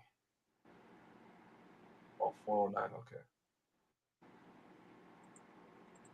Did you see the hand No, I'm not telling you. Here's the thing, Garrett is not. Here's the thing, though. If you want. I'm a little about the hand. Mike the Mouth is calling me now. Oh my God, dude. Come on. I can't take this anymore. Mike the Mouth calling. Hold on, guys. Mike the Mouth. Yes, yeah, I think they want you to pay. He definitely wants you to 100% on what he tweeted out. 100%. Mike the Mouth calling in. Mike the Mouth. What did you say? You just said that you back Garrett. I back what Garrett said 100% in this tweet. I've seen this in a private game. Somebody had something and was not only able to know what their other person's cards were, but it's like if you have ever played at the Aria, let's just say you play Pai-Gow poker, okay? And the computer randomly draws the number of what hand goes to what. The computer knows, okay, every card that's in every person's hand, okay? That means it knows the deck and what card is in the order of the deck. Right, I know that's how it works. I know. Yeah, okay. Yeah. This happened in a private game about at the beginning of right before COVID. I don't know if you heard about this. I don't want to go on the public air. I would talk to you privately, but this happened in a big private game here in town with the same type of buzzer and the same. There's just. Yeah, I mean, this is a super normal hustle, right? The question is that would it be happening in this environment, which I think most people would say that it isn't. That's what most people say no, okay? Right. But if you know how to read, and me and Phil have talked about this hand a lot over the last hour and a half. And if you read, and by the way, before Garrett put that tweet out today, me and Phil were talking about this exact thing, that device that he has gone forward. Now, I'm just saying, okay, if you know how to read a person, like so many people, they're all the solvers and all the shit, they don't read people. Look at her reaction after the hand. Like she was confidently not, oh my God, I knew it. I knew Jack Ivey was good. No, she was collecting the pot, okay? She didn't misread her hand like she said in the interview afterwards. If you look at the video, she looks back at her hand twice. So I agree with Garrett 100% here. And I mean, it's a real bad look for Hustler because fucking they run such a good ship there, and it's really sucked. But I'm sorry, I agree with him, and I'm be honest with you, I'm not the biggest Garrett fan. Okay, so you're saying that it looks like some type of foul play was maybe involved here, but it's not about that. It's the way, the reaction. Okay, the reaction to the hand, the reaction after the hand, the fact that she offered to give him money back. Okay, why would she? You think Garrett would ever give her a quarterback?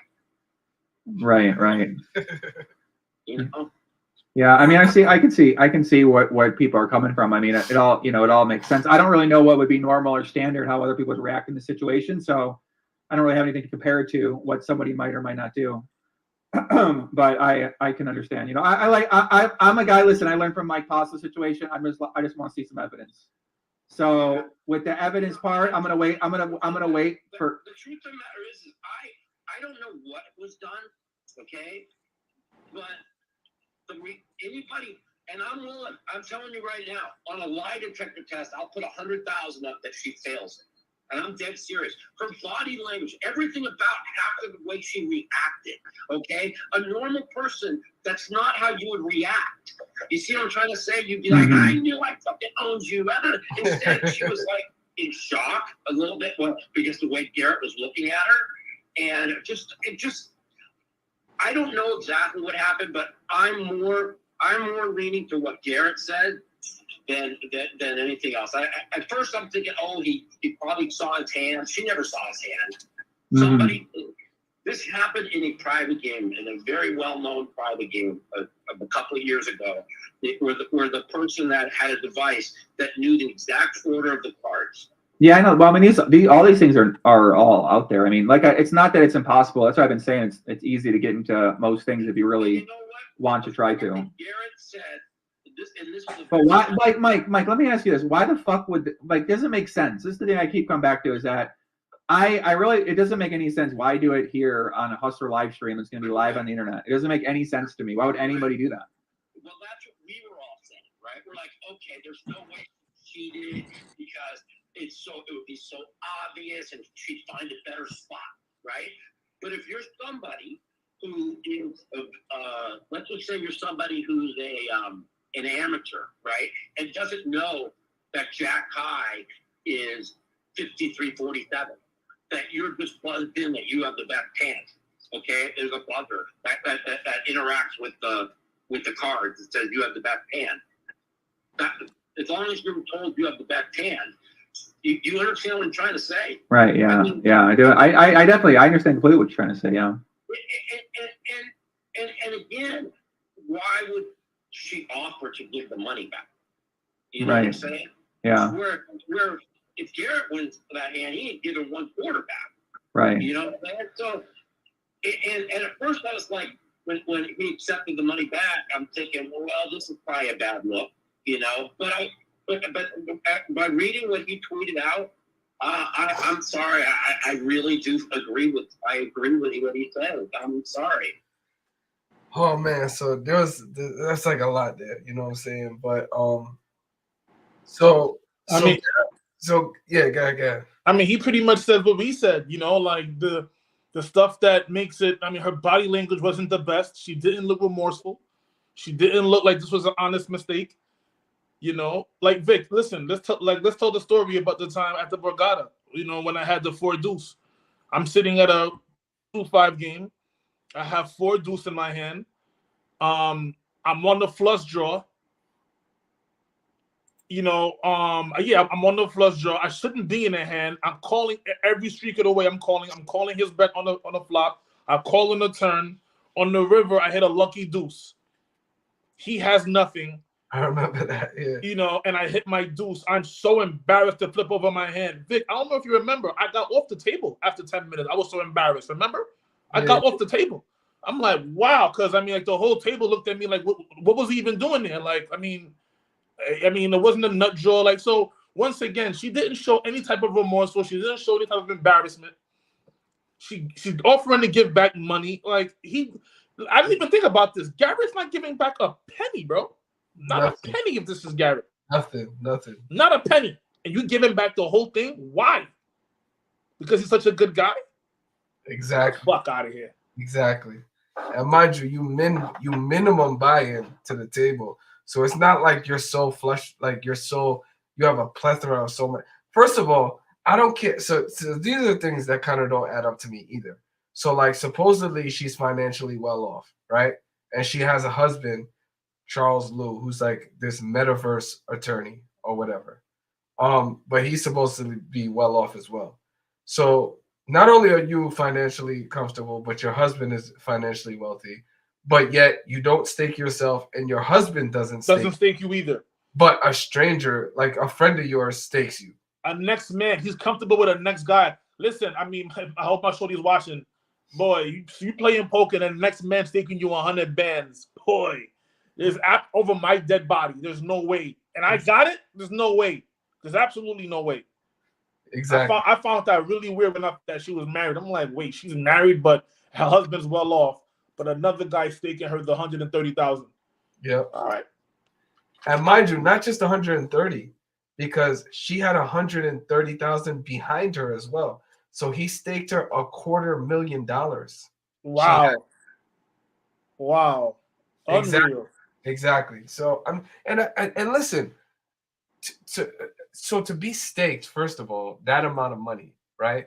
To be playing with some of the most notable high stakes poker professionals, at least in the US.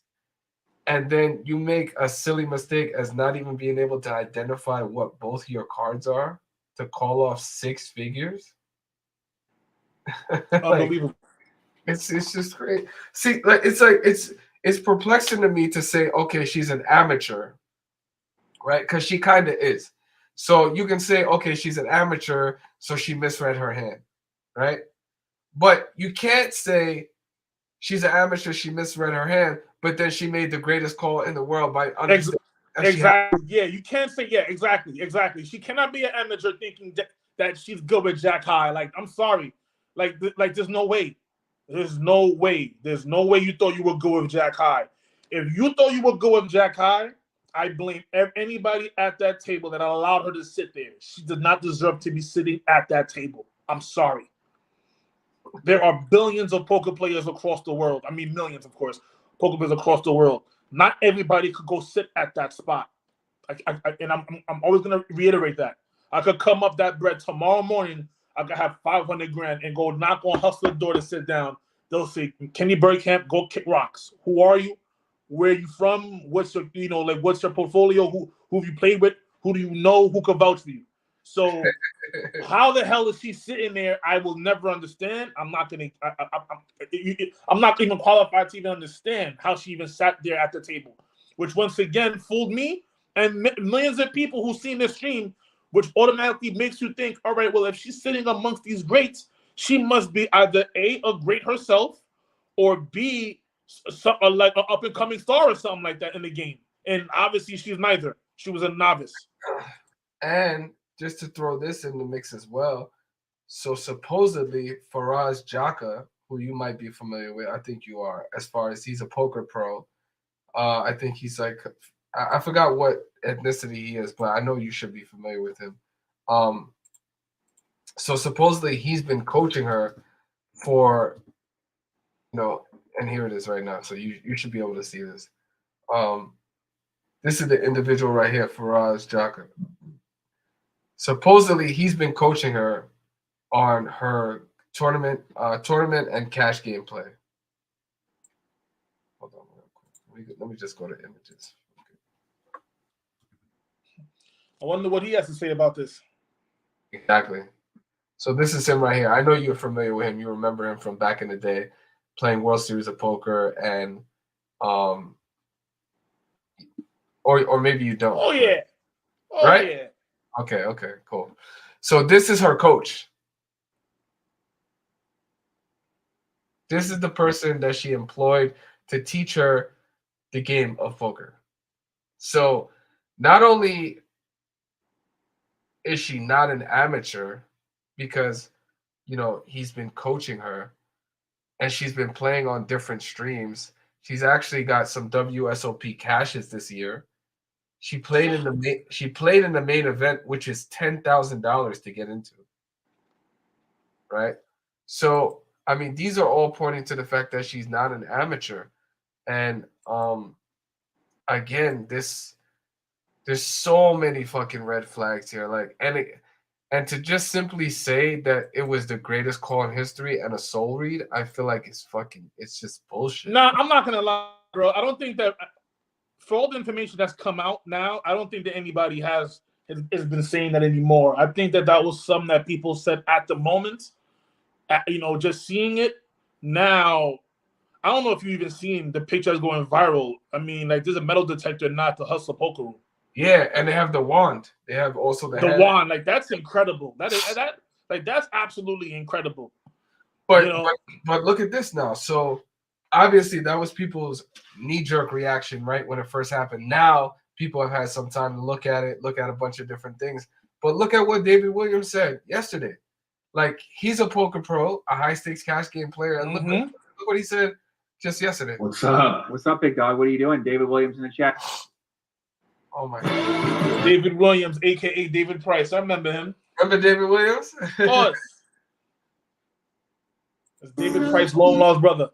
Famously lost, came second place in the main event to Greg Raymer. In the chat, guys. David Williams, he infamous for getting second in the main event to Greg Raymer in a legendary heads-up match that got many people into poker, and he's still been playing poker a long time, plays a lot of tournaments, plays a lot of cash games, PLO, Nolan and Hold'em. I think the fucking guy played mixed games. He play everything. He's a professional chef. He was on Master Chef. The guy is debatably one of the best chefs in poker, and he also a legend of the nightlife in Vegas as well too. And he basically got Vegas. He know how to navigate Vegas better than most people that I know. So we happy to have him on here. We got David Williams. What's up, David? Welcome officially. 4:30 a.m. What's up, bro? How's it sound? All right? My mic okay? Guys, what do you guys think? It sounds pretty good on my end. So yeah, it sounds pretty good to me. All right. It's funny. I've been following this since it dropped, Thursday, and I've had some opinions about it, but until this fucking last guy you just had on, holy shit! I had to say something. I mean, everything he says, it's so typical of a lot of these. I don't want to generalize, but these fucking nerds, bro. Like, so many poker nerds, they approach it from the mindset of what they would do, right? Of what's like GTO. He kept saying this is an impossible play. This is an impossible play. This is clearly someone who's never fucking played in like a high stakes private game. I know. I run one. Well, not anymore, but I did. Right. I play in them.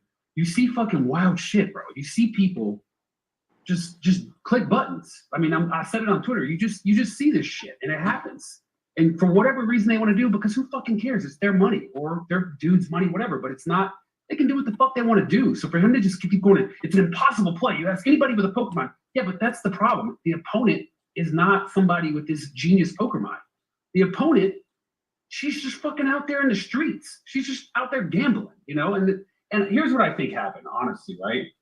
Because I've seen it. Fuck, I've wanted to do it. I've wanted to fuck you call somebody before with 10 high. And I'll be honest, I've fucking done it in a tournament before and just whipped my hand in the muck real quick so I wouldn't look like a fucking idiot. But I think she was sick of it.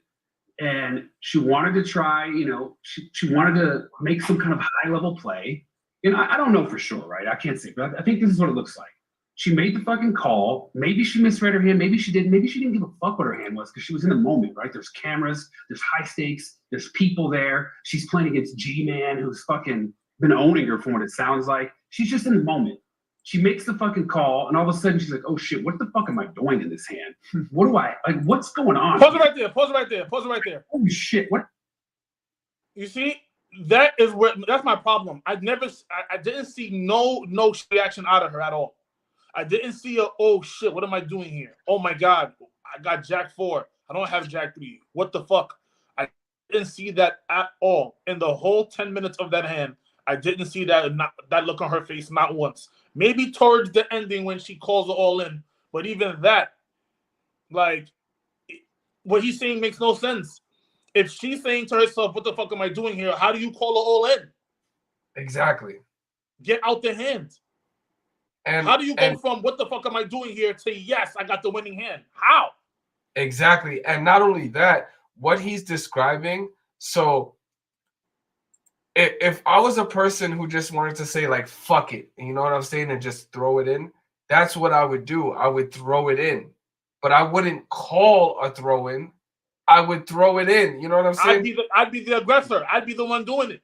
That's what I'm saying. So that's what it takes a lot away from his argument right then and there by saying that, because yes, it's okay to understand making the move, but to react to the move and to still make a wrong decision to call that move is not someone indicative of, oh, I just want to throw it away just for the fucking sake of it. No, if you wanted to do that, you would have did it on the turn.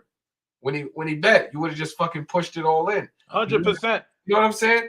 So, 100%. but people want to say she mid-raised, which would have been a super sharp move because that's what induced Garrett to go all in. So she's an amateur, but yet she's making a super sharp move on the turn to induce a reaction from Garrett when she know he's gonna go all in. Like, exactly, you can be an amateur and brilliant. I mean, like, you can be an amateur and also a pro. You can't. That's you can't. saying, it's one or the other. And mind you, this is a respected pro that's coming on stream and saying this shit. This is why, like, it's so crazy to see how poker pros are just so, they're like so anti each other, right? They're so left and they're so right in this argument. And then, like, but to be honest, to be real, David's argument just makes no sense, bro. Absolutely no sense. I'm doing in this hand. What do I like? What's going on here, right? She's like, holy shit, what happened? And I've been there, not just in poker, but sometimes you do something, you're just like, what the fuck did I do? And then when someone asks you what you did, let's say. And again, just to add another layer to that, it's not her money. She's being staked. So if you wanted to do that with your money, okay, maybe I believe it. And again, you would have made the move, not reacted to the move. But now you have the responsibility of paying somebody back their bread. Come on, exactly. You're not. Come on, are you crazy? Let me ask you a question. I think I've seen this on a different stream. What would be Rip's reaction if Garrett pulls over an ace king and now he sees that she threw in all that money with Jack 4 off? Yo, he's flipping over that table like, are you crazy? Why would you call that? Flipping it. Yeah, flipping it. 100%. Come on, you see how hype he got when she won, and you see how fucking pissed off he was when she gave the money back. Exactly. That would have never been his reaction, bro, if Garrett flips over that flush. Let's say if he gets there. Never. He's going crazy at her. 100%. That's all I'm saying. A lot of this stuff makes no sense, bro. I'll be real. A lot of it. Start her hand, or let's say she just fucking had a feel. You don't want to say that on stream when you're her. You're in this male-dominated field. You're a woman. You want to at least like be respected. Oh, I misread my hand. Many people are like, oh, fucking dumb girl doesn't read her hand. Or you're like, oh, I just had a feeling. And then they're just like, oh, you had a feeling? Yeah, you're fucking stupid. No, she's going to try to explain it. And sure, her story gets mixed up because she's flustered. She made mistakes. Who fucking knows? She can't keep it straight. But to think it was cheating because of one fucking hand, because of what an amateur did, shows that you fucking have no idea how these fucking high stakes games goes. If you look at the people saying it, it's the people that would never get invited to these games. Not the fucking games I run. I'm not having Sean Deeb at my fucking game. I'm not having that guy Lex you just had at my fucking game. Are you kidding me? I wouldn't even have G-Man in my game if he wasn't a fucking name from being on the stream. So yeah, these guys don't get it because they don't fucking, they think everyone thinks like them, but they don't. I'm not saying it's right what she did. Of course not. Everyone fucking knows it's not right. But it's like, this shit happens, man. That's Time out, pause that. What's not right? He just not give her excuse for everything. So what does he say that's not right? First of all, I don't understand the fact that he gave me no legitimate reason why she cannot be cheating. I'm not saying that you have to condemn somebody right away, but he didn't give me any legit reason on why she might not be cheating, except for a bunch of human elements. Oh, look at her face. Oh, well, she's a woman. She was being bullied. Oh, well, you know, she's under pressure. First time at a high cash game. None of these are reasons to show me that she was not cheating. Exactly. None of these reasons are any reasons to validate, all right, you know what, she couldn't be cheating because of XYZ or XYZ. He's telling me a bunch of emotional reasons on why she might not be cheating. Like, he looks like he's just mad at the people who are commenting, so he just came on here to say something, period, because nothing he said here made sense to me at all. Nothing. And not just that, I feel like he's definitely underplaying the hand because, yes, it is an insane hand, but several different pros have come out and said this is the most ridiculous hand in the history of poker, my nigga. Like, it is not a regular hand. This is by far one of the most outrageous hands that have ever happened in poker. You know, so he's totally underplaying that by saying, oh yeah, you know, I see people do this all the time in cash games. No, you don't. No, you don't. All the time at cash games, you'd be a fucking multi-millionaire and you wouldn't have to go on Top Chef. So, like, stop talking about, like, come on, bro. It happens every day, every week at a different game. He's lying. Really? He's lying. Come on. Right. So that's been my main point the entire show, is that the people do the most random fucking shit in these high stakes games. I have seen some weird things. I never seen anything like this, but maybe I'm just not thinking, because in the moment when I see a terrible play and I win or you know what they're trying to do, bro? Remember the high stakes poker millionaire game that they had? And remember Guy La Liberté? Of course. Okay. He would be an individual that can say, you know what? I'll call 200,000 all in. I don't give a fuck. Because you want to know why? He's a billionaire. Yeah. With a fee. Yes. Okay? So him losing $1 million at a fucking poker table is a write-off. 100%. 100%. It's a write-off. Not a person who's being staked to even sit at this game. You understand what I'm Exactly. saying? This guy is delusional. Like, he's literally saying that she is Guy from high stakes to the million cash game where everybody brought in for $1 million. He's saying she's the equivalent of a person like him that's just clicking off the money, my nigga, for the sake of clicking it. That's fucking retarded. Yeah, that makes no sense. What the hell? Makes no sense. Like, are you good, bro? I never really just think much about it. If a guy make a bad play, I'm like, oh my God, like, that guy usually awful anyway. So he made a bad play, like, whatever. It seems in line with what he did or what she did or whatever. So when I see this hand, like, I see where everybody's coming from too, because it does look really, really sus. And I can see where Garrett's coming from. And I think a lot of the reaction of the community has came from Garrett, because Garrett thinks that cheating is going on. So people are like, well, if Garrett thinks it's going on, then this guy has a better insight than we do. So it must be going on. And they're looking for the reasons why it could be going on. That's because Garrett could never fucking fathom someone could make that play. And he got fucking owned, but accidentally owned. So he shouldn't let it affect his ego. It's not like she really owned him, right? She clicked a button and it fucking worked out. He should just deal with it and be like, you know what? Weird fucking call. Amateurs do this shit. I'm thankful in this game. I'm thankful I have people fucking putting their money in with fucking Jack High. And I'll be back next week or tomorrow or whatever. It's insane for him to fucking act. He sounds like a hater. Pause that. Yeah. You know what, Maggie, you can turn it off. I've had enough of him. But yeah, he sounds like a hater, bro. He sounds like someone who just does not like Garrett.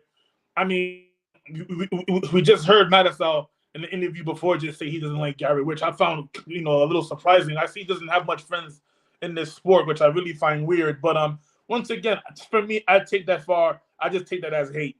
I just take it as hate. You know, guys who are just happy to see Garrett get cracked. And I'm not gonna lie, when I saw it happen in real life, I'd be lying if I say I didn't have that same feeling.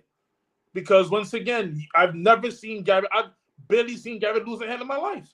Yeah. I mean, of course I'm lying. We all know he's lost hands, but like it's almost rare. Garrett's the type of player that he's gonna get there somehow. And even if he doesn't get there, he's getting you off the hand regardless. He's almost a godlike player. So seeing him, lose a hand, of course, like you're laughing like, ha ha, like, all right, like now you're seeing somebody who's vulnerable for the first time. Yeah. So I get it. But, listen, to throw out cheating, to say that that's impossible, I find crazy. And you know what? Like, I don't know if you've seen this, Vic. I mean, I'm pretty sure you have, but Hustler themselves putting out a statement that they have hired a private investigator to investigate this hand, I think should now just shut this case off for good. I think we should not do no more videos. We all know what it is now. For Hustler to come out themselves and saying that they hired someone to investigate that tells us clearly something happened there. Clearly. Because why would they even put out a statement like that to damage the brand if they already just, did their own homework and came up to no conclusions? They would have just came out and said, you know what, guys, done our research, done our homework, and we've done everything we had to do. And it looks to us, Robbie did no cheating at all. That was it. She just got lucky. She must have maybe misread her hand. Whatever she said happened. We did our due diligence research, and that's that. You're hiring a private investigator for what? I feel like they had to at this point because not only do they have to, they owe it to Garrett, right, to look into it, but they also owe it to Robbie, to help her prove her innocence if that is the case, right? Because obviously there's a bunch of allegations coming out now. So, she's being looked. I mean, to be honest, for the most part, a lot of people are supporting her, but there are some poker pros and some people that are saying that strongly believe she might be cheating. So I think he owes it to them, and as far as every future player and future stream. Once again, it just looks worse on her because they put out that statement on Monday. Now Tuesday, you guys got metal detectors inside the building. That doesn't look good on her. It doesn't look like it looks like something's there. For me, I'm telling you how it looks for me. For me, outside looking in, it looks as if they found something and now they're going hard. Yeah. They found something. Maybe they're worried about a potential lawsuit or whatever the case is, or who knows. And they're like, all right, you know what? Now we got to go hard and find out what's going on. Metal detectors at a casino with a wand? Are you kidding me? What is that? At the poker room, facts. What? Yeah, I mean, at the poker room, not the casino. At the poker room, they have this. What is that? Yeah, it's crazy. So, I mean, to be honest, when you're playing a game with $4 million on the table, a little bit of extra security couldn't hurt, and honestly, I've been watching Garrett on this stream for a while. He's never made an allegation like that or an accusation, and to be honest, I haven't seen anybody who has. So I feel like they have to respect it and honor it, especially taking into consideration who made it. And at the very least, even if they don't get it, which to be honest, I don't think they will even find anything, because the time to find something was the day it happened. Like to put this shit to rest, all they had to do was fucking search Robbie, search the guy Jacob, search the table, the dealer, and that's it, bro. If they didn't find anything, then that would have been enough to say, well, you know what, Garrett, we didn't find anything, and we'll continue to look into it, but our hands are tied at this point, I mean, I'm not gonna lie. I find it incredible if she didn't get searched leaving there. I mean, of course. They offered the guy Jacob offered to have his person and his bag searched, and they returned it to him. They returned him his belongings because they said the implication of them doing that would suggest that they think cheating happened. So they did not search either of them, which I felt like was crazy. Like, how do you not do that? And they continued the game. They did. That was even more insane. So it's like they dropped the ball. I feel like they definitely had to put out that statement because they definitely dropped the ball in some aspects, like the ones that we're talking about, right?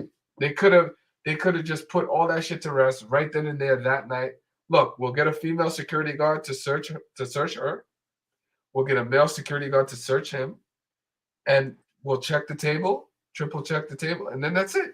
But they didn't do that, bro. So now they gotta hope that whatever happened, if something happened, that these people left a footprint or they were sloppy. You know what I'm saying? Just come on, bro. Like, what's the chances of that? I mean, it's possible, but I feel what you're saying. Like, it's not it's not like your chances aren't great. I'm not gonna lie. Your chances aren't great. And that's the thing that's fucking frustrating about it, is because like Garrett could legitimately have been cheated, and now they can just come to this, inconclusive resolution, which doesn't say she didn't cheat, but it just doesn't say that she did. So it's like, not only is Robbie's reputation going to be damaged, but who cares? Because she just, like, not to say who cares, but she's relatively new, right? Garrett has a 20-year career of being a class professional high stakes player. So this could be way more damaging to his brand and himself than it could ever be to to Robbie. So he has the most things to lose. 100% he does, and once again, I feel like the casino does as well. I mean, I'm sorry. I mean, if they, come in, if they even have to report that, yes, we have found out that there was cheating involved, boy, I mean, the ramifications of that is going to be incredible. Yeah, unreal. Definitely. Like, because the situation that happened at Stone's Casino with Mike Postle, like that poker room went under. Like, they closed it. You see? Yeah. So that's what I'm saying. Once there's any foul play of even staff or default dealers or default tables or anything of the sort, giving off information or any type of cheating like that, you're done. Come on, man. Yo, Vic, how many cash games are we never gonna go to again? Because we even have a suspicion of cheating. Yeah, exactly. Like, all it takes is the whiff of something being 100% proper, and it's over. Like, these games that I don't go to no more, I mean, I haven't proven it. I mean, I don't know, but I just have a suspicion, and I'm never going there again. Exactly. I could be wrong, but I'm never going there again. And I'm not even playing at those six-figure stakes. So Exactly. go figure, guys. 100%. Yeah. Playing at those stakes, they're never stepping foot there again. Yeah. So let me ask you a question. If you were Garrett right now, like, would you obviously you're not going to be playing at Hustler, because they said that, like, Hustler said that they wouldn't allow either of them to come back until until everything's complete. But if you were Garrett, would you play on another stream, like live at the bike or at the lodge? That's a real good question. I don't think so. But then, I mean, I don't think I would, because you know what? Yeah, I don't think I would, bro, because I really wouldn't want, like, I don't want no questions about it at the table. And even if, somebody, all right, let's say that they agreed to not talk about it or whatever. I don't even want to be tried now, bro. I don't even want someone calling me with ace high. I don't want to have to put myself even in a position where I got to make a tough decision where maybe there's a chink off my armor and people see it. Like, I think that he has a perfect excuse for him to go away just for a little bit until this is done. Like, I'm not saying to be to hide under your bed or whatever the case is. I mean, he could still post and just live a regular life, or if he's gonna play, he doesn't have to stream it. But I don't want to be faced, where I'm playing in front of public, which could be millions of people watching. I mean, I don't know. I'd want to just go under the radar until this is done. And then whatever we find out, we find out. Because like you said, he's being looked at right now as a villain as well. There's people who are riding with him. And there's also people who are saying, oh, my God, you're a bully. You're only doing that because that's a woman. If that was a guy, you would have never asked for that money back. You would have just took your loss and whatever. And listen, I see an element to that as well. I'm not saying that they're right about that opinion. But what I'm saying is that, hey, I could see how that doesn't look good. That's a bad optic. But in your opinion, if Robbie was a man and made that call, would we still be talking about the call? Yes. Okay. Yes. So, and I agree with you. So to me, the woman element of that part of it is, it doesn't matter. Like, we're looking at her as a poker player, 100%, and not a woman in poker. But right? You know what? That's because we are poker players, and the way and where this has gotten now, we're talking about world hip hop. We're talking about damn near CNN. We're talking about BBC. This is damn near everywhere. Now it's to a point where so now the average person is not even into this. I'm sorry, the average person is into this, and all you're seeing is a woman beating a man in the hand and her having to give the money back afterwards. Now, if you don't know anything about poker, you don't know anything involved, that looks like bullying. That looks like, yo, you didn't win that hand. Give me my bread back. So that was the next part I was going to ask you too. So how do you feel about the fact that Garrett took the money back? Well, listen, I wasn't there for that, unfortunately. I mean, listen, I'd pay any amount of money in the world to be a fly on that wall where they were in that hallway talking, because I mean, I really wonder what happened, and we're not gonna know what was said. I mean, listen, we're told that it was offered. We're told that it was forced. We don't know. But just the fact of taking the money back, not how they got to that point, but just the fact of him taking the money back. How do you feel? Listen, about that? If he really in his heart really believes that she cheated, then he has every right to take the money back. I'm sorry. He has every right to take back the money if he really firmly believes that she cheated. My problem with him in the beginning, when I found out that he took the money back, was because I didn't think that she cheated in the beginning. I thought that she just maybe misread her hand, and maybe she just really got lucky and said, "Oh my God, I mean, I thought I had a 3. I didn't have a 3. Hey, I won." That I found that really corny if he went back to her and said, "Hey, well, you didn't think you won. Give me back my bread anyway." That's corny. Yeah. That's corny, So it's afterwards hearing that there's a suspicion of her cheating, which is why I'm like, oh, well, hey, if he himself even posted that he believes something was foul. So if that's the case, then hey, he has every right to get, hey, give me back my bread. You didn't win that fair and square. Give me back my bread. Simple. And I agree with that. And the reason I agree with that, and I don't look at it as unfavorably as like the public is looking at it now, like kind of he took the money from her, or just the negative aspect that just the negative lens that they're seeing, that is because I genuinely feel that if at the conclusion of the investigation, if nothing is found, I do confidently feel that Garrett would give the money back to her. I mean, he would do more than that, in my opinion. Yeah. I think he'd do more than that. I mean, like, the money for me would be inconsequential to the damage that her reputation could take. Yep. So I think he would do more. I think he would probably even do a video with her, like they, like sit side by side and talk about the hand, and he would even apologize. I think he's that much of a class act. He'd apologize, and they would just move on from this. But this is why I also believe that something could be fishy here, because I think Garrett is a calculated man. He's not throwing out these terms for no reason. He's not saying that was the next cheated and all of that just to backtrack afterwards. He's not a sore loser like that. I mean, I don't know the man, but I don't see him doing that. And mind you, this post came out, I think 24 hours or 12 hours after he left the casino. He didn't tweet that at the table. He didn't tweet it in the parking lot still fuming. He got to go home, calm down, relax, think it over, watch it over, and then put that tweet out. So, hey, I mean, that's damning. I mean, like, that doesn't look too good on her part. It doesn't. Yeah, no, I'm not going to lie. That part of it, because I agree with you. Like, I do think that Garrett is very calculated and methodical. And I don't feel like he moves off of emotion. And I think the way he carried himself at that table supports that argument, because he could have went crazy. He didn't. He held his composure, and the fact that he came out and pretty much said he's about 100% sure that he was cheated.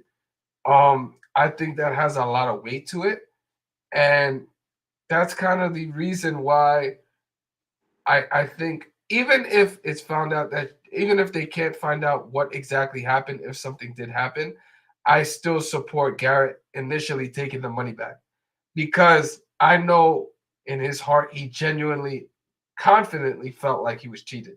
So it wasn't just like a sore loser, how they're trying to paint it. He's a sore loser and he wanted to get the money back. It wasn't any of that. And again, I still feel like at the end of the day, he has no problem returning the money if it's found out that, they came to a resolution where they don't know what happened exactly. So, I mean, let's keep it real. I mean, he has a lot to lose here too if she's found innocent.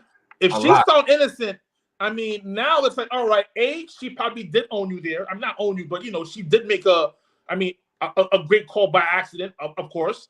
Yeah. And then now he is looked at as a sore loser. Even if he comes to find out, all right, listen, she did nothing wrong, he will be labeled as a deep sore loser. So, Yes. like we're saying, he wouldn't just jump out the box and say that for no reason. That's not happening. He's not doing that for no reason. He's doing that because he probably has a hard inclination that something's not right there. Listen, I could only dream. Like, listen, yo, the amount of hands he played, man, yo, if I could even get to half of those, I'd be happy. He probably played over 1 million hands before in his life. That right there stunk. It stunk of something not good. And I think Garrett would have been able to put all that together and realize exactly how much is at stake for him, especially by coming out and making any statement, but by coming out and being so confidently like sure that she's cheating. And I think he would agree that his reputation is definitely worth more than $140,000. So yeah, man, it's pretty damning, like the position that he held, not immediately after, but at, 12 hours after the situation that happened. And then yeah, man, I guess the next question would be like, because I would have to think that Garrett would know that if it comes out that she didn't cheat, the impact that would have, especially like on him. So I think like we owe it to him to just really do a deep, thorough look at everything. And again, she didn't help the situation. She didn't do herself like any justice with the things that she was saying, how she was acting. Yo, bro, I mean, one could argue that this investigation is being done here because of her comments. Real 100%, talk. 100%. You're right.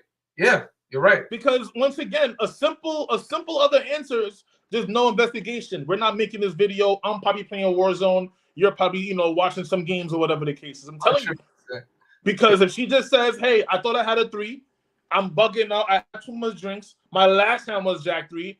I saw a Jack. I'm sorry. I thought it was Jack 3 again. Like you said earlier, a Jack and a 3 and a 4 look nothing alike. But hey, we could have bought that. But to say the crap, the utter dross, the other nonsense that she was saying about, I was bluff catching and you always let me do this to you and I read your soul. What are you talking about? Exactly. I thought you had ace high. The most egregious, the most disgraceful comment of the entire show. I thought you had ace high. I almost turned off the stream right there. Like, you know what now? Like they got amateurs on here. Who brought this girl up here? Who is that? Yep. It was crazy. Imagine watching an NBA game, bro, and then you see somebody who could barely dribble the ball off their feet. You're like, yo, who dribbling the ball? It's dribbling off their leg, going out of bounds. They're getting cookie without even barely defense. You be like, how does this guy get here? What is he doing there? Yep. And by her saying, I thought you had Jack high, that's how I felt. I felt like an 8th grader coming off the bench for the Cavs. Yeah, no, it was bad, bro. It was bad, honestly. And so did you watch any of the Berkey streams or no? The Berkey stream. Yes, I did. I seen the whole thing. Yes. Okay, so I just want to get into this last part of it, like some of the things. So these are some of the basically the data that Berkey is just presenting that's kind of like leaning towards something being improper about this whole situation. So we'll look at that real quick. My gut says that that's probably not the case. Now let's get a little bit into evidence against Robbie. So the hand in of itself doesn't make sense. It's sus as fuck. I get that logic can quickly break down under pressure. And honestly, if she had jammed the turn, we would be like, what the fuck is this all about? But we'd YOLO it up to, amateur doing amateur shit. Yeah, sure. Right? The fact she called off, a lot more suspect. Yeah. Secondly is her partnership with Rip. Her being in financial cahoots with him while playing in the same game. Again, this could just be a total aside, but I think that's very poor form in general. And I think, and honestly, bro, you could argue that she's already caught. Like that to me is already cheating.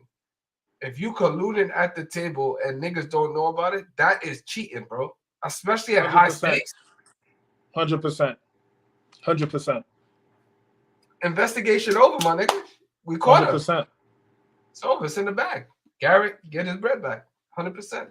That's like that's already like a big strike against you. Like especially when you're doing it in secret where no one knows. Like that's bad.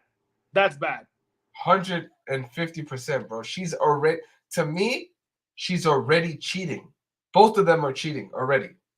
Like, so again, what do you have to, like I'll say a Sopranos quote, like Chris Moltisanti, when they were when they found out about Vito, they're like, so Tony, what do we gotta catch him taking it? You understand? Yeah,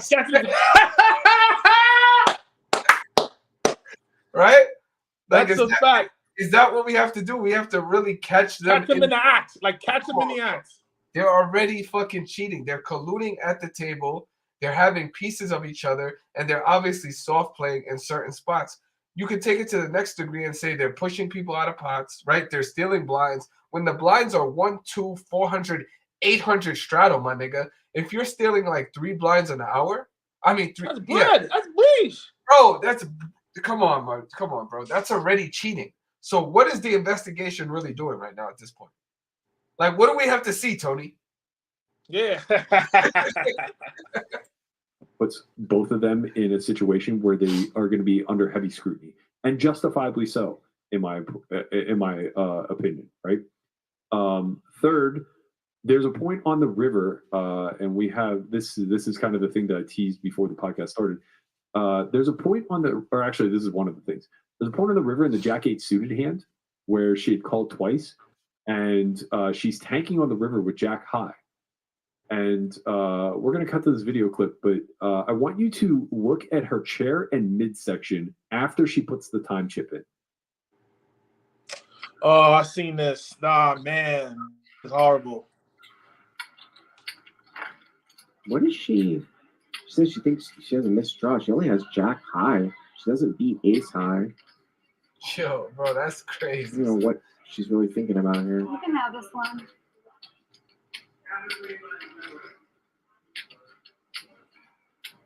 I'll get you again. So what's abundantly clear to me is that some sort of shaking or vibrating took place there. And Guapo, if you want to go back to that really quickly, or maybe just bring up the picture that you have, we can also see that her mic pack is attached to her back waist. So that's the antenna for her mic pack.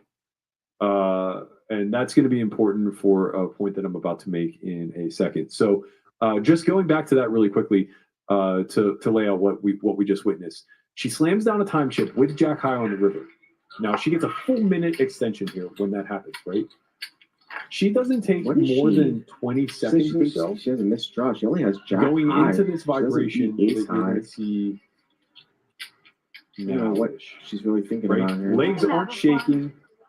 Very clear that her midsection and chair are doing something. I'll get you again. And then she just almost immediately folds thereafter, taking like up to 20 seconds of the full minute that she had. This is suspect to me. I don't think it's proof of anything. I don't think it indicates. What is she? So people are saying her legs are shaking. Look at it closely. I watched this clip 25 times last night. Yeah. Her legs are not in any shape or form about here, as best I can tell. To be fair, I said the same thing, and yeah, after you look at it, doesn't look like her legs are shaking, but that seems like the most common answer. Right. What happens is, so Guapo saw this for the first time this morning, and you just reach for the most natural conclusion. Her legs are shaking. I thought the same thing when I watched it the first time. I was like, oh, her legs must be shaking. And then I watched it again and again and again and again and again, and her legs don't fucking move. So that's not to say that there's a device. Maybe she, I don't know, was doing some sort of weird breathing exercise. I don't fucking know what caused the chair midsection area to kind of like look like it's vibrating. I just know that I can see that it's high.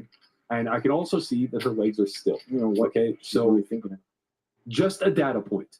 Not an indication that she's guilty, just a data point that is fucking sus, okay? Now, the reason why we point out her mic pack is that we see later on in the broadcast with like maybe an hour and a half or 2 hours to go, there's a clear object in her pocket. What the fuck is that, bro? Shot on her hip and it's abundantly clear there's a cell phone-like device in her pocket. Now, I spoke with Nick and Ryan and confirmed they absolutely take all cell phone devices prior to the show, right? So Nick saw this clip yesterday. We were trying to figure out like what it could be. He made it certain to me that their stream, they go through all the protocols, right? And I've played there before. I know that they take the cell phones prior to getting on there. Like he's not going to pat people down. You trust that if somebody gives you a phone, that's their phone, right? But it does look like there was a secondary device of some sort. Now, I immediately thought to myself, like, okay, this could be the mic pack. Melissa pointed that out to us in the group chat. She's like, this could be the mic pack.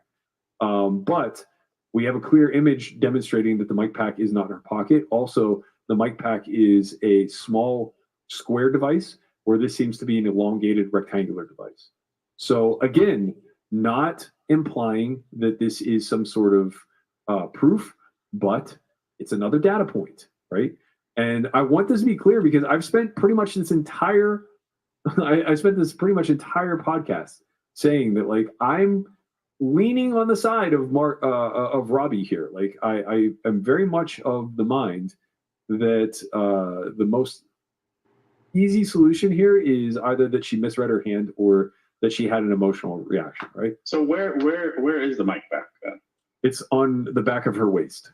Yeah, it's tucked into her back. Like most of those antennas aren't very long. So if the theory was that it was in her pocket, it's like the longest antenna ever. You guys, if you worn them enough to know how long they are. Yeah, it would be pretty tough. So I can. Well, that's like having a P5 in your pocket, boy. 100%.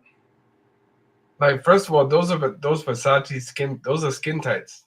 Mm-hmm. There's not even pockets on that. Mm-hmm. So, I mean, that's just things to take into consideration, bro. It's like one thing on top of another, and again, you don't want to see these things, but it's like, bro. I mean, I'm not gonna lie. When I first seen that, I said to myself, well, I mean, if she knew she was cheating, she could have just wore some jeans. She could have just wore, she could have wore something baggy. Like, I mean, like, you got to be extra dumb to know that you're cheating and you know that you have to wear this device, and that's what you wear to mask it. That is you got to be a real idiot. But at the same time, what could that be? Because even if that's a cell phone, I'm sorry, why? If we take cell phones, why is yours still on you? Yep. So regardless of what, it still looks bad. It still looks bad. Yeah, it all looks bad, honestly. And, even the thing, she doesn't even have an answer for that either, like what that was or like everything, bro. Everything is like just that picture's been going viral. That picture's been going everywhere now. She hasn't responded to what that was. Wasn't it like a box of cigarettes? What was it? And people are trying to say that's her hip. That's naturally her hip. No. No way. Come on. No way. I think about that, bro. If you were at a table, right? If you were at a table and you just came across all these things that were happening at the table you were playing at. Shorty's got something in her pocket. She talking she's colluding with another person at the table. Like, what else do you need to see or hear to come to the conclusion? Like, yo, there's some funny shit going on. Like, I'm being cheated. I mean, you're right. You're right. There's not much like that. Come on. I mean, the casino themselves are conducting an investigation. You know how much money that takes? Listen, listen. Their own security, bro. Listen, we don't see so many casino movies. We done been in so many casinos, period, across this country. Yo, you know how much like that security costs in any of these casinos? Even a rinky dink right here in AC, Tropicana, I could assure you that their security system costs like some money. Those security guards, the cameras, and all of that.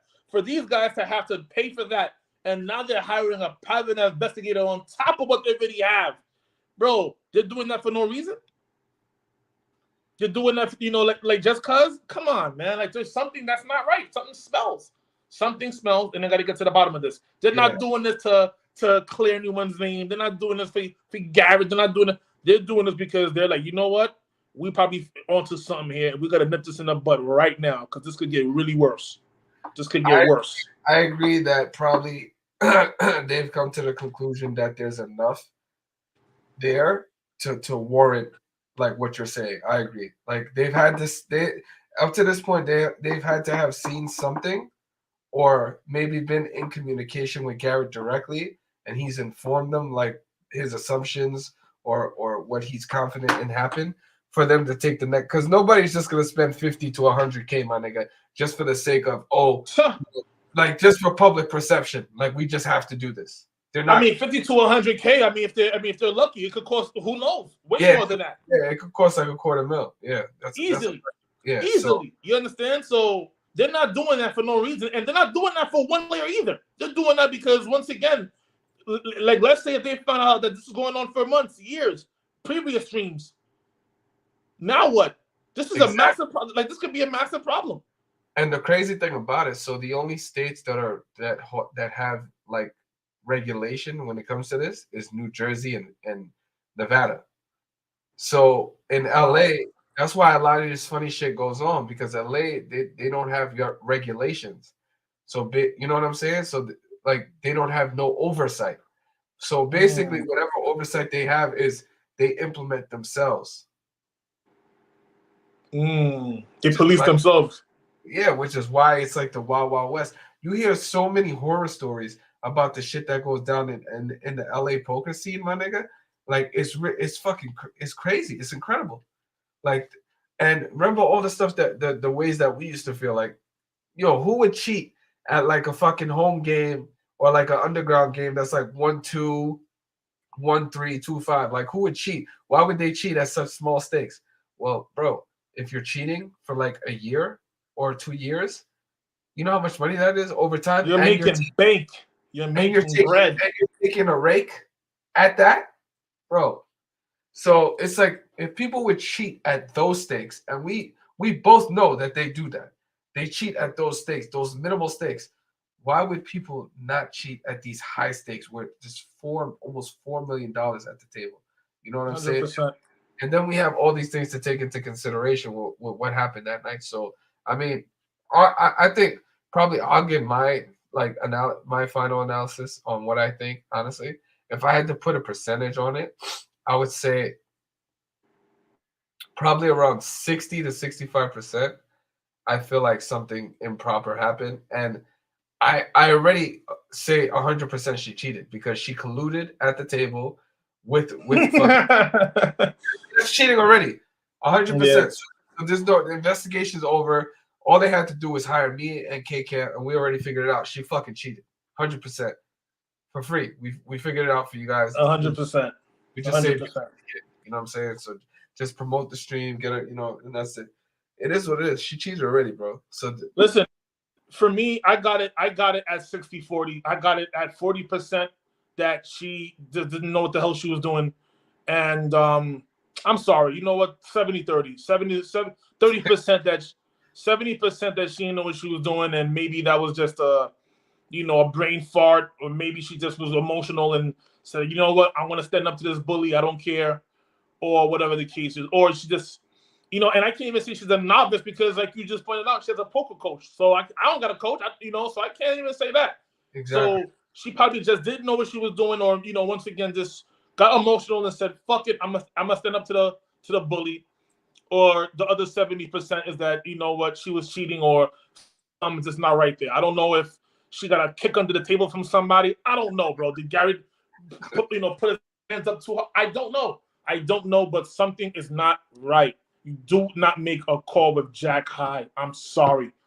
And I don't want to sound sexist. I don't want to sound crazy. Anybody makes this play, and I'm going to say to myself, what the fuck was that? If Phil Ivey did that, I would have had to question everything about poker. 100%. Anybody. Madisal, Negrano, anybody. If anybody makes a call like that with Jack high, not the shove. We're not saying the person went all in. It's a very big difference. If she goes all in before he does, we're not having this discussion here. All right, yep. But she called and then said, I thought you had ace high. What the fuck was that? What are you talking about? Exactly. So once again, bro, and like I said, or you know what? C, like I said, A, she didn't know what she was doing. B, she cheated. C, she was stoned, bro. I'm telling you now, she reeks of someone to me who just was smacked, coked up out of her mind, didn't know what she was doing. Just throwing chips around, felt bold, felt, like, oh, you know what, fuck it, I got it, yo, I call. But if it's not that, then you know what, she cheated. It's either or. There's no in between. I'm sorry. There's no in between. There's no in between. I mean, I was thinking also that might be a possibility, like with being, stoned or drugged up or whatever the case may be. But then, like, how do you not call it off in any other spot and lose, though? Like, how is that the only time you call it off? And then You're right. That's another great point. So you're sitting there for 4 hours, and then like that's a spot like that, like that you would not. Come on, man. No. You're right. That's a good point. Yeah, that's a real good point. So I mean, she's got to be the luckiest crackhead ever, bro. At that point. Nah, you're right. You're 100% right. Like I said, man, something's not right. I mean, I hope that we're gonna get answers soon. We're gonna get some answers real soon. I mean, that's if we even get the real royalty. Who knows? I mean, Hustler might just keep this confidential between the parties involved. Yep. Yeah. You know, right. That'll be incredibly whack for all the poker fans, all the poker players, for everybody who really care about this. Like, this would be horrible because I mean, I'd love to know what this means. I mean, listen, this could have ramifications for casinos all over the country. Yeah. If there's a finding that that there's some default or defect in that table or something like that, then bro, I'm questioning every table I ever play at. I might take a break from the game. Yep. Yeah. So once again, this is massive news for all poker players, anybody who loves the game. This is very important because the findings of this case could really tilt the scales on how we even perceive the game. Like if we hear anything other than, listen, you then came to a conclusion that there was no foul play and everything is okay. If that's not what we hear, then bro, this might change the game for a long time. This might change the game for a very long time. I mean, it already is. Look at the metal detectors and the wands that's coming out. You're right. You're right. Crazy. You're right. So you're right about that. I mean, listen, I'm old enough to remember Black Friday. I remember what happened. I remember how it changed online poker forever. And I'm not gonna lie, at the time I really didn't give a fuck because I mean, like we lived in New York and we were more comfortable playing underground spots anyway. I was never really an online poker guy. I'm still not. I like it, but I mean, I'm more of a live hand type of person. But we seen how that shit just tanked, and then like it just wasn't the same for close to a decade. It wasn't the same. It's now getting back to where it needs to be. So God forbid we hear something about this where even casinos aren't safe. There's cheating going on there. Then bro, man, boy, like just could set back the game for another for who knows how long. Seriously, who knows? I mean, I hope that's not the case. I pray that's not the case. But hey, I just want justice to come out. I just want truth to come out. That's all. Yeah, no, I do too. And to be honest, I don't want to hear that like we've come to the conclusion that basically that they didn't have any findings. That would be to me like really disappointing because I feel strongly that again, I've already pointed out how she cheated. So like again, the collusion might not be the cheating that they want to find. Like obviously they want to find something else, but she definitely colluded at the table with another player. And to me, the way in which they played those hands where they were involved with each other tells me that the other players at the table were not informed or 100%. Exactly. So, and again, I think that, and I don't want to say for sure, but I'm pretty sure I know they had Nick Bertucci on, who's one of the co-owners of Hustler Casino, and like Hustler's Live Casino, and he wasn't even aware that Rip or Jacob staked Robbie in the game. So that was like wow. So again, yeah, that's already cheating to me. So I don't even got to see anything else. But I understand other people probably may want more evidence. It is what it is. We're going to continue to monitor it probably from afar. I don't know if I'm going to continue to do streams on it. I doubt it. But today was definitely needed with everything that's going on. And again, 100%. My poker specialist, my guy, come up, K-KAMP, come on. 100%. It was a big time pleasure.